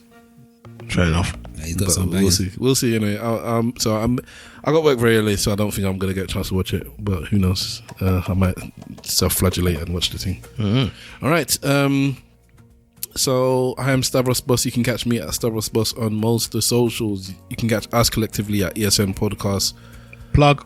Hashtag ESN Pod to start or join in the conversation. Plug it again. At esnpodcast@gmail.com. Tell them. Funnily enough, I found myself listening to last week's episode thinking that was very entertaining. After saying that our podcast is not necessarily very entertaining. Oh. But last week's episode, I was like, yeah, that was a good episode. Okay. Yeah. Yeah. And if you're into talking about girls being molested and scaring black women at work, you would enjoy this episode too. You say such weird things. Yeah, the way you packaged that was... yes, on purpose. Okay, fair enough. It's called irony. Gets the people going. All right, thank you very much. Talk to the people then. Remember, if you ain't saying nothing, say it well.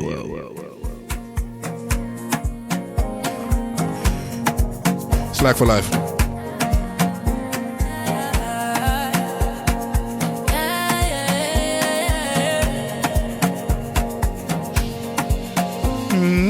Welcome to the ESN podcast.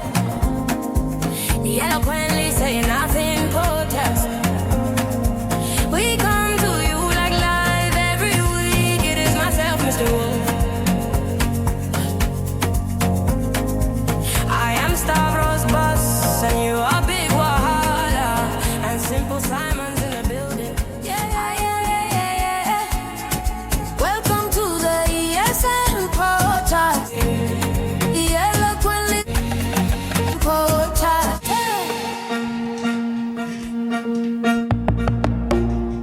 Ladies and gentlemen, boys and girls, cats and dogs, rodents and other small insects. Ladies and gentlemen, boys and girls, cats and dogs, rodents and other small insects. Welcome to the ESN podcast.